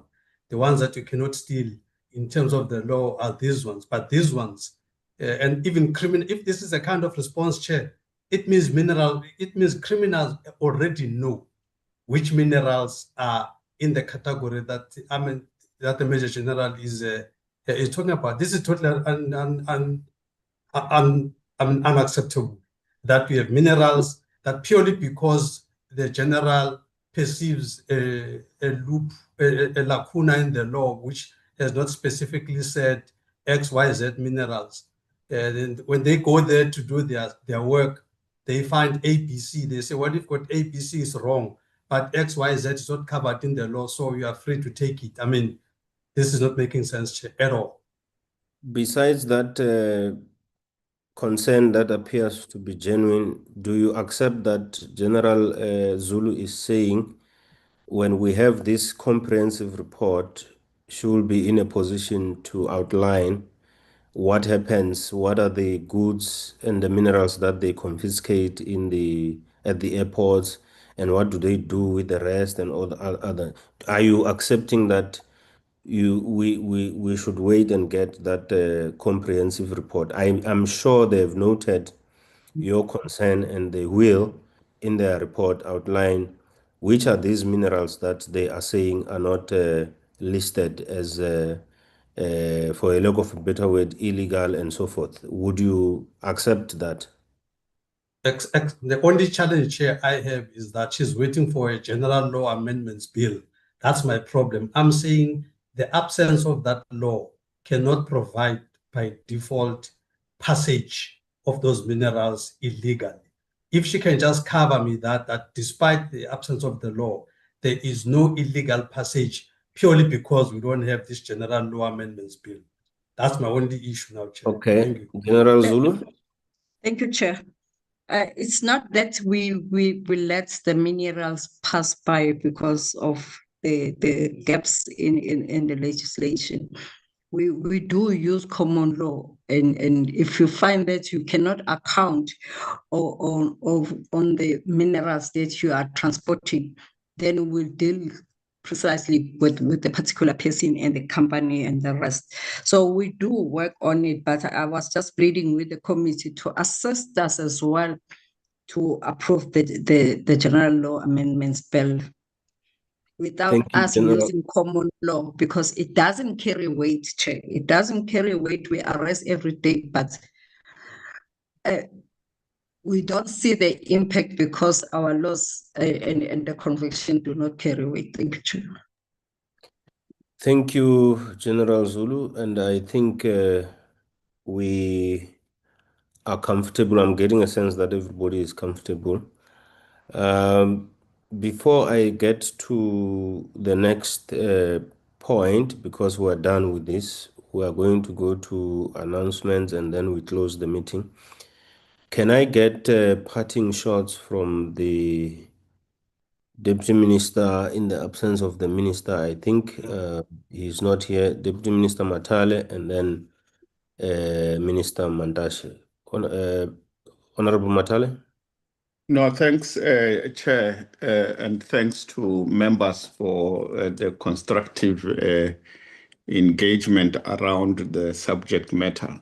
We appreciate this interaction, and of course, as we came here to present, and we were asked questions beyond what we had prepared. It has helped us and made us wiser than we were before we appeared before you. And we want to assure you, Chair and members, that that helps us a great deal as we interact with yourselves. And this is the role that you are playing in the fight against illegal mining. And we appreciate that. And we know and understand that you can do more. And we see your willingness to do so by the interest that you have displayed in this regard. We have taken your wise counsel on the things that we need to take heed of in this regard, and we will do so. Thank you very much, Chair, for this opportunity to interact with yourself and the committee. Much appreciated. Thank you very much. Thank you very much, Honorable Matale and the team. Thank you very much. Honorable Mandashe? Thank you very much, Honorable Chairperson. I'm quite comfortable. I must confirm again that on this matter, we're working very well with the police, and we appreciate their role. We respect their role. We respect the complementary roles of our various departments on this matter. Thank you very much. But I think you have taken the advice that a critical matter like this requires a physical meeting. I'm happy that you have taken that. It's quite important because a virtual meeting is not the most helpful form of a meeting. Thank you very much. Thank you, Honorable Mandashe. Indeed, we have taken that advice. We will plan appropriately for a physical meeting. You are released, Department of Police and DMPR, but DMPR may stay, and you can stay if you want to stay. We're just dealing with housekeeping issues. Thank you very much for being here. Honorable members, thank you. Thank you, Chair. Thank you. Thank you, Chair. Thank you. Thank you. Honorable members, the study tour that we were supposed to take to Canada, I think it was going to be this week, has been moved to April. You may have seen the messages requiring you to confirm where will you be departing from and where you will be coming back to. Is going to take place in April. The office is busy with logistics. You'll be called every now and then to confirm certain things. The second one is that the program for the next term will be largely dealing with the budgets for the department and its entities. And thirdly, is to announce that the SANPEC bill has finally been tabled to Parliament, and the Secretary will be drafting a legislative program and present it to the committee on how we move forward with that long-awaited bill. We had vowed that we will move with speed as soon as it reaches us. The last point is that this Friday on the 27th, we are having a joint meeting with trade and industry, transport, as well as defense. You would know we had a joint meeting. So this Friday, we will be considering and adopting the report produced from that meeting. Any point on the announcements? Normally, announcements are announcements. Any clarity seeking question? None. Thank you very much. Honorable members, allow me to declare this meeting adjourned. Thank you very much and have a wonderful day. Long live the chair. Thank you, Chair.